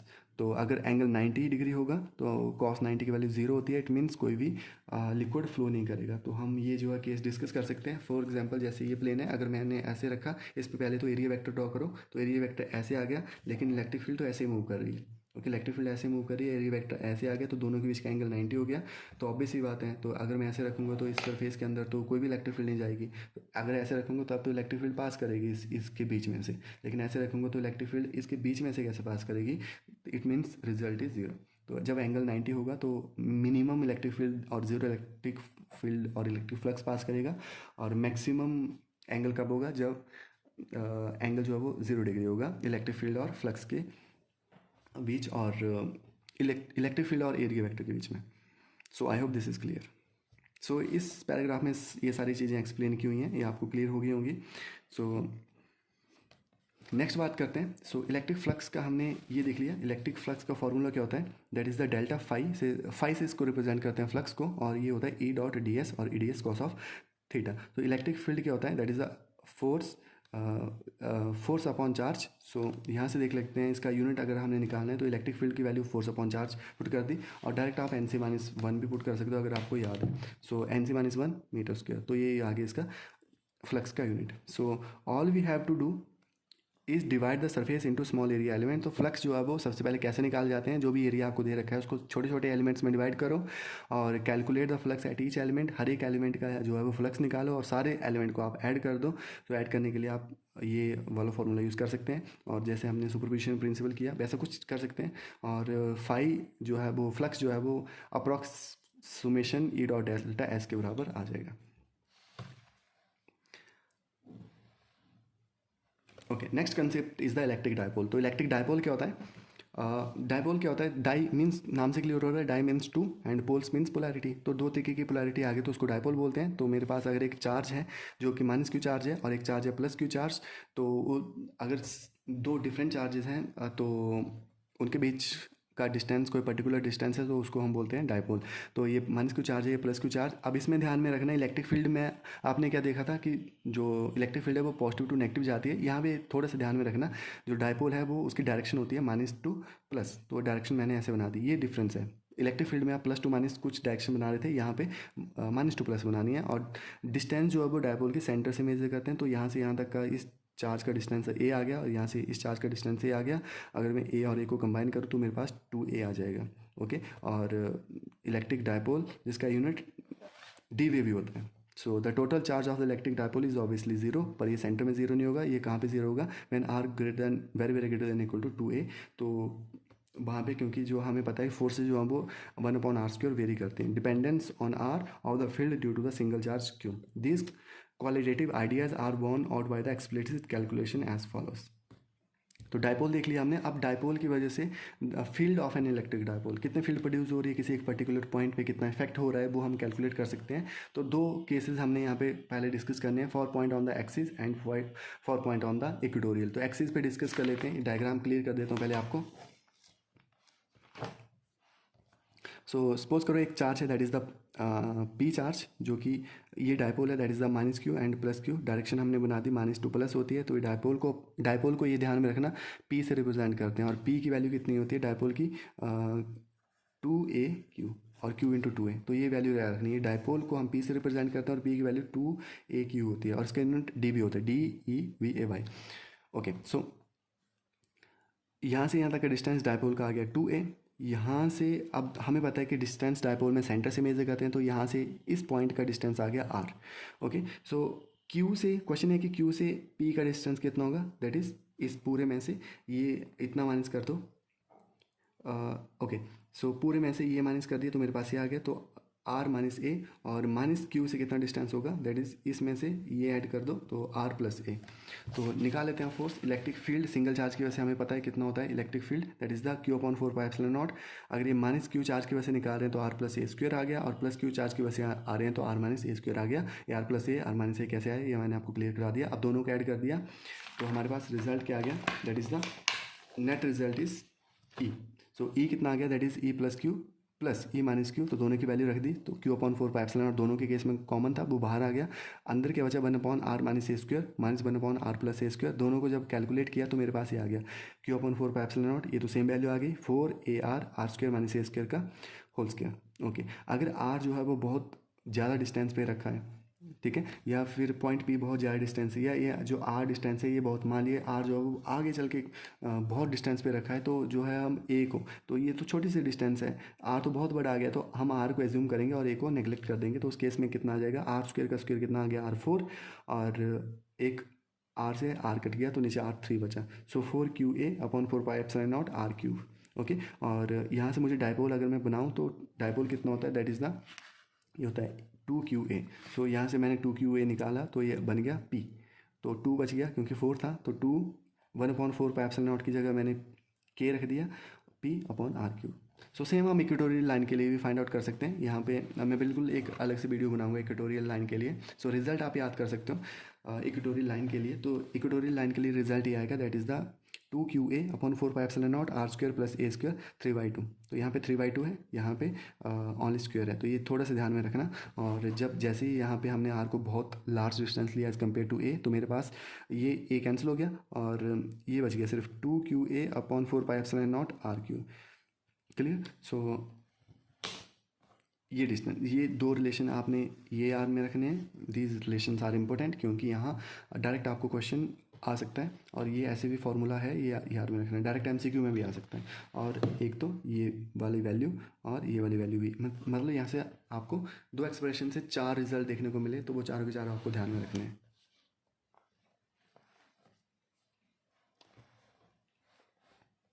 Okay, next one is the notice the important point that the dipole field at large distances falls off not as 1/r²। जैसे हमने coulomb law में देखा था कि जो है वो फोर्सेस फॉल कर रही थी 1/r², यहाँ पर हमने देखा 1/r³ में ये वेरी कर रही हैं। जैसे यहाँ पे देखो r³ है, यहाँ पे देखा हमने r³ है, तो ये r³ में वेरी कर रही हैं। फोर्सेस डायपोल के केस में r³ में वेरी करते हैं। सिंगल अगर 2 चार्जेज हैं तो उसमें जो है वो r² में वेरी करते हैं। Okay, so notice the important point that the dipole field at large distance falls off not as 1/r², नहीं, डायपोल के केस में 1/r³ वेरी करते हैं। Further the magnitude and the direction of the dipole field depend not only the distance r but also on the angle between. और ये dipole के case में angle पर भी हम जो है वो डायरेक्शन जो है वो एंगल पर भी डिपेंड कर रही है, ठीक है, और वो सिर्फ डायरेक्शन पर ही डिपेंड नहीं कर रही है। Next one, dipole in uniform external field. तो सपोज करो एक हमने अब यहाँ पे यूनिफॉर्म वर्ड इंपॉर्टेंट है। अगर यूनिफॉर्म नहीं होता, नॉन यूनिफॉर्म होता, तो ये डायपोल जो है वो मूव भी करता रहता और ये सर्कल में भी घूमता रहता और आगे भी चलता रहता। लेकिन अगर यहाँ पे यूनिफॉर्म है तो ये सिर्फ सर्कुलर में मूव कर रहा है। तो इलेक्ट्रिक फील्ड की डायरेक्शन हमें पता है पॉजिटिव टू नेगेटिव होती है। So positive to negative electric field की डायरेक्शन, उसके बीच में मैंने डायपोल रख दिया, that is the -q to +q, और डायरेक्शन डायपोल की होती है दिस वन। अब ये डायरेक्शन मूव करेगा, डायपोल मूव करेगा, तो यहाँ पे नीचे की तरफ पॉजिटिव चार्ज है क्योंकि इलेक्ट्रिक फील्ड नीचे से ऊपर जा रही है, और ये नेगेटिव चार्ज है डायपोल का, तो ये नीचे की तरफ आने की कोशिश करेगा। और इलेक्ट्रिक फील्ड ऊपर की तरफ जो है वो नेगेटिव है, और ये डायपोल इस तरफ पॉजिटिव है, तो नेगेटिव पॉजिटिव की तरफ जाने की कोशिश करेगा, और इस डायपोल पे फोर्स लगेगी, दैट इज़ द QE। और क्योंकि माइनस चार्ज है तो इस पर फोर्स लगेगी, दैट इज़ द -QE। और ये कुछ ऐसे इस तरीके से ये रोटेट कर जाएगा। ओके, सो ये हम निकाल सकते हैं मैग्नीट्यूड ऑफ टॉर्क। तो टॉर्क क्या होता है, that is the force into perpendicular distance. इसका फॉर्मूला होता है magnitude equal to the magnitude of each force multiplied by the arm of the couple perpendicular distance between the two anti parallel force. Simple आप याद करो, force into perpendicular distance. तो force कितनी होगी, QE, magnitude of the force लिखना है, तो कोई भी ले सकते हो। अगर ये लोगे तो इसका भी मैग्नीट्यूड लेना है, और ये वाली लोगे तो इसका भी मैग्नीट्यूड लेना है। So QE into perpendicular distance. So perpendicular distance आ गई 2a sine of theta, so 2QA E sine of theta. So अगर साइन थीटा हटा दिया तो क्रॉस आता है क्योंकि ये एक वेक्टर क्वांटिटी होती है।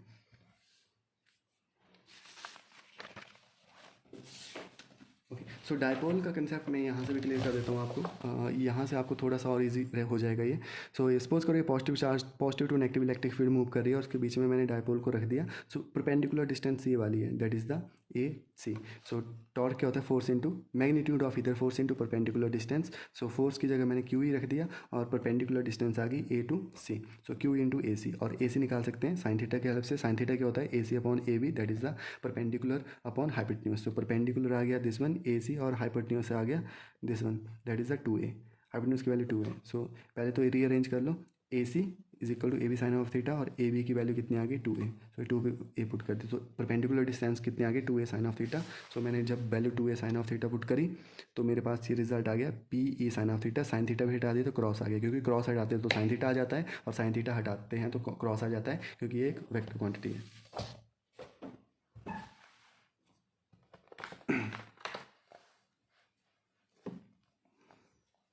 Okay, so next one is the continuous charge distribution. So continuous charge distribution, पहले तो हमने सिर्फ एक सिंगल चार्ज देखा कि या फिर एक चार्ज जो है वो किसी सरफेस पे रखा हुआ है। लेकिन अगर सपोज करो एक लाइन के ऊपर चार्ज है, ठीक है, लाइन के ऊपर ऐसे चार्ज फैला हुआ है, या फिर टू डायमेंशनल स्पेस में किसी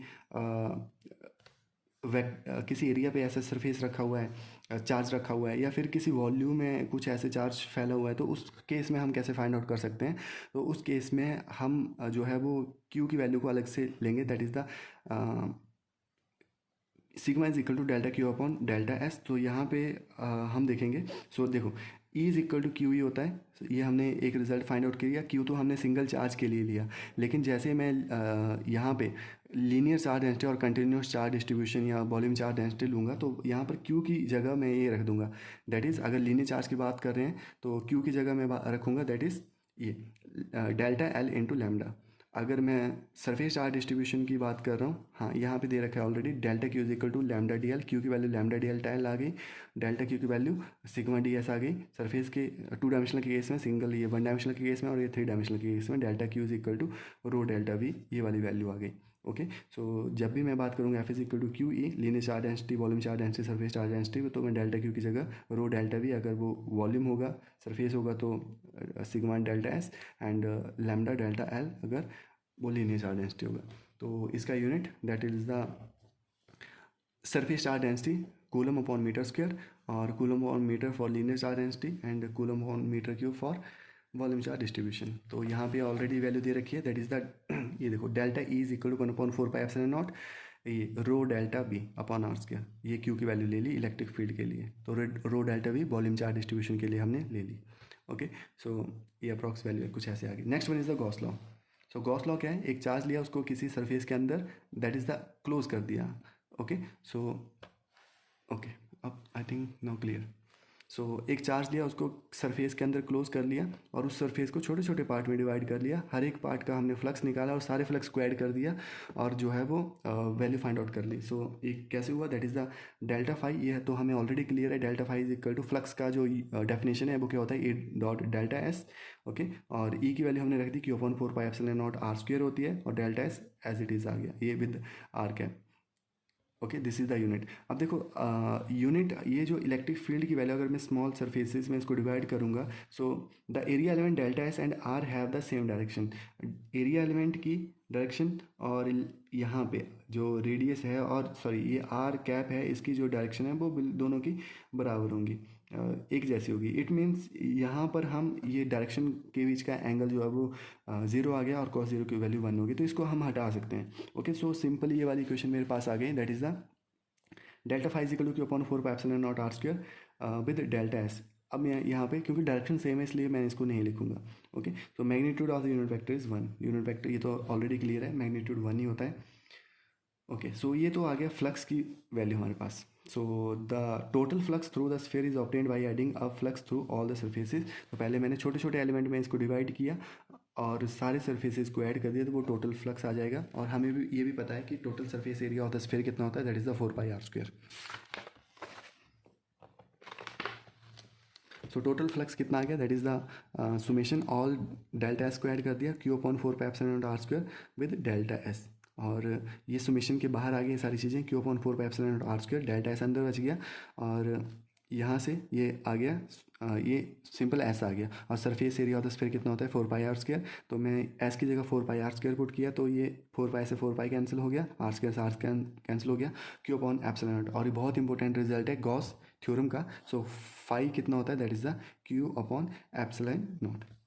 So electric flux through a closed surface is Q upon epsilon naught. So Q is equal to total charge enclosed by S. Q क्या है, जितना चार्ज हमने सरफेस के अंदर क्लोज किया। The law implies that the total electric flux through a close surface zero if no charge enclose by the surface.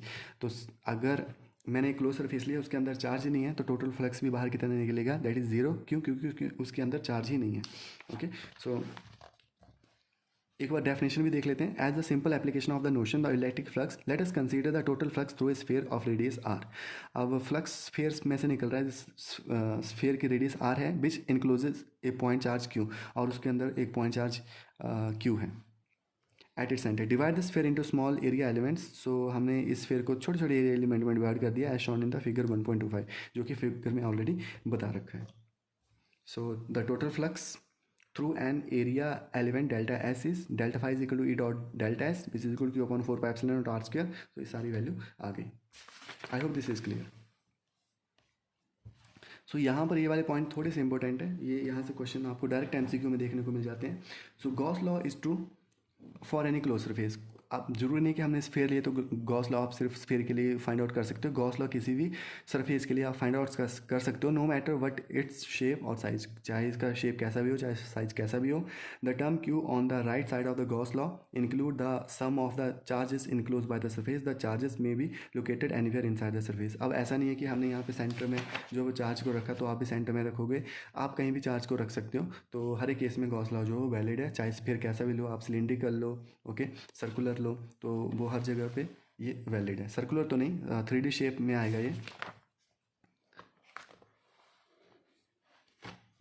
Okay, so next point is in the situations when the surface is so chosen that there are some charges inside and some outside, the electric field is due to all the charges both inside and outside। तो electric field दोनों की वजह से होगी, चाहे वो charges outside हैं चाहे चार्जेस इनसाइड हैं, ये भी आपको ध्यान में रखना है। Next one is take care not to let the Gaussian surface pass through any discrete charges. जो भी हम स्फीयर ले रहे हैं उसका नाम हमने गॉसियन सरफेस रखा। However the Gaussian surface can pass through a continuous charge distribution. Okay, so ये क्वेश्चन है, इसको तो मैं बाद में क्लियर करवाऊंगा आपको। चलिए अगला कर लेते हैं। गॉस लॉ की कुछ एप्लीकेशन है एक दो, उसके बाद ये चैप्टर का हो जाएगा एंडिंग। तो 2-3 टॉपिक बचते हैं बस। एप्लीकेशन ऑफ गॉस लॉ, तो एक लाइन है उसके ऊपर चार्ज डिस्ट्रीब्यूट है, तो हमने क्या किया, उसको गॉस लॉ अप्लाई कर दिया, मतलब उसको किसी क्लोज सरफेस के अंदर जो है वो एनक्लोज कर दिया। अब ऑब्वियसली बात है, पहले तो area vector always perpendicular to the surface. So इस जो गॉस सरफेयर है इसका एरिया वेक्टर हमने लिया, तो इलेक्ट्रिक फील्ड और एरिया वेक्टर के बीच का एंगल जो है वो 0 आ गया, 90 डिग्री आ गया, क्योंकि इलेक्ट्रिक फील्ड की डायरेक्शन ऐसी है और एरिया वेक्टर की डायरेक्शन ऐसी है। तो यहाँ पे तो फ्लक्स की वैल्यू 0 हो जाएगी, यहाँ पर भी नीचे भी फ्लक्स की वैल्यू 0 हो जाएगी। फ्लक्स बचेगा कहाँ पे, यहाँ पे, ओके, क्योंकि इलेक्ट्रिक फील्ड की डायरेक्शन और एरिया वेक्टर की डायरेक्शन दोनों सेम है। तो यहाँ पे सिंपल हमारे टॉपिक का नाम क्या है, field due to infinitely long straight uniformly charge wire. So consider infinitely long thin straight wire. मान लिया एक infinitely long thin straight wire है with uniform linear charge density lambda, जिसकी हमने uniform linear charge density lambda ले ली। The wire is obviously an axis of symmetry. Suppose we take the radial vector O to P and rotate it around the wire, the points P dash P double dash show that। तो ये तो simple सा concept है। Main हम देख लेते हैं क्या है इसमें। Consider pair of line element P1 P2, इसके बारे में दे रखा है ये, तो चलिए आगे डिस्कस करते हैं इसको। ये पॉइंट आपको थोड़ा सा ध्यान में रखना है।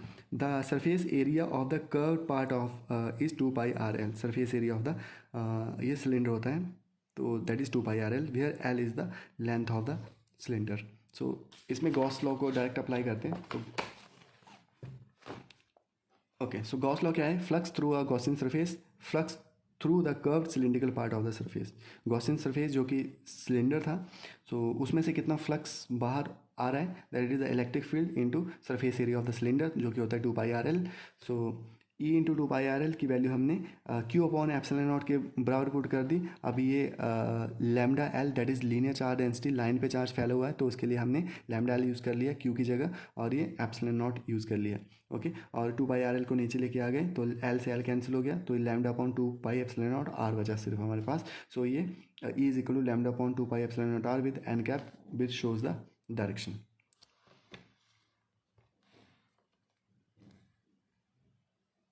Next one is field due to uniformly charge infinitely plane sheet. तो प्लेन शीट की वजह से कितना फील्ड प्रोड्यूस होगा तो उसको भी देख लेते हैं।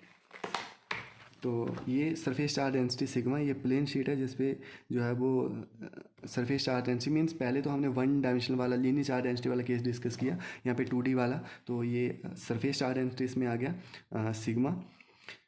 सो यहाँ पे इसको गॉसियन सरफेस के अंदर इनक्लोज कर दिया, तो यहाँ पे सरफेस नंबर 1 सरफेस नंबर 2, तो यहाँ पे दोनों सरफेस ऐड होंगे, दैट इज़ इलेक्ट्रिक फील्ड इसकी वजह से भी और इलेक्ट्रिक फील्ड इसकी वजह से भी। ओके, दोनों सरफेस यहाँ पे ऐड हो जाएंगे। देखते हैं, दैट इज़ 2EA, ठीक है, ई इज़ इलेक्ट्रिक फील्ड, 2 दोनों सरफेस ऐड हो गए इज इक्वल टू, अब यहाँ पे sigma A upon epsilon naught, sigma A कहाँ से है due to surface charge density. Okay, क्योंकि गॉस लॉ में क्यू अपॉन एप्सिलॉन नॉट होता है, क्यू की जगह हमने सिग्मा ए रख दिया, तो यहाँ ए से ए कैंसिल हो गया, E is equal to sigma upon two epsilon आ गया, और E is equal to sigma upon two epsilon with N cap that is the direction. I think this is also clear. Field due to uniformly charge in spherical shell, तो spherical shell, एक shell लिया हमने, उससे field को find out करना है, तो एक शेल है, अब इसको गॉसियन सरफेस के अंदर हमने इनक्लोज कर दिया। ओके, और यहाँ से यहाँ तक का जो गॉसियन सरफेस है उसका डिस्टेंस हमने आर मान लिया, और जो यहाँ से यहाँ तक का डिस्टेंस है जो कि शेल हमारे पास है उसका डिस्टेंस हमने कैपिटल आर मान लिया। Okay, so consider point p outside the shell with radius vector r, एक पॉइंट पी मान लिया। ओके, अभी आई थिंक क्लियर नहीं था ये, अभी फिर से क्लियर करवा देता हूँ मैं। एक शेल हमारे पास है ये वाला, तो इसको गॉसियन सरफेस के अंदर हमने इनक्लोज कर दिया। यहाँ से इस पॉइंट को हमने पी मान लिया, यहाँ से यहाँ तक का डिस्टेंस स्मॉल आर, और यहाँ से यहाँ तक का डिस्टेंस जो है वो capital R. Okay, so the charge enclosed is sigma into 4 pi are square by Gauss's law, तो E into 4 pi are square is equal to sigma upon epsilon naught 4 pi are square. Okay, so यहाँ से ये 4 pi cancel हो गए, तो मेरे पास ई की value कितनी आ गई, sigma r square epsilon naught are square. Okay, ये कैपिटल आर है और स्मॉल आर है। अगर क्यू की value 4 pi are square sigma की जगह मैं क्यू पुट कर दूँ, सो 4 पाई आर स्क्वायर की जगह सिग्मा पुट कर दूँ, तो ई की वैल्यू कितनी आ जाएगी, that is the Q upon that is 4 pi epsilon naught are square, ये वाली वैल्यू आ जाएगी। ठीक है, अगर मैं पूरे की जगह इसकी जगह जो है वो क्यू पुट कर दूँ तो ठीक है, तो 4 पाई आर स्क्वायर जो वो यहाँ पे आ जाएगा, और ये वैल्यू आ जाएगी q upon 4 pi epsilon naught are square. तो ये तो field in outside the shell थी, फील्ड इनसाइड द शेल कितना होगा, the point p is inside the shell, the Gaussian surface is again a sphere through p centered at O.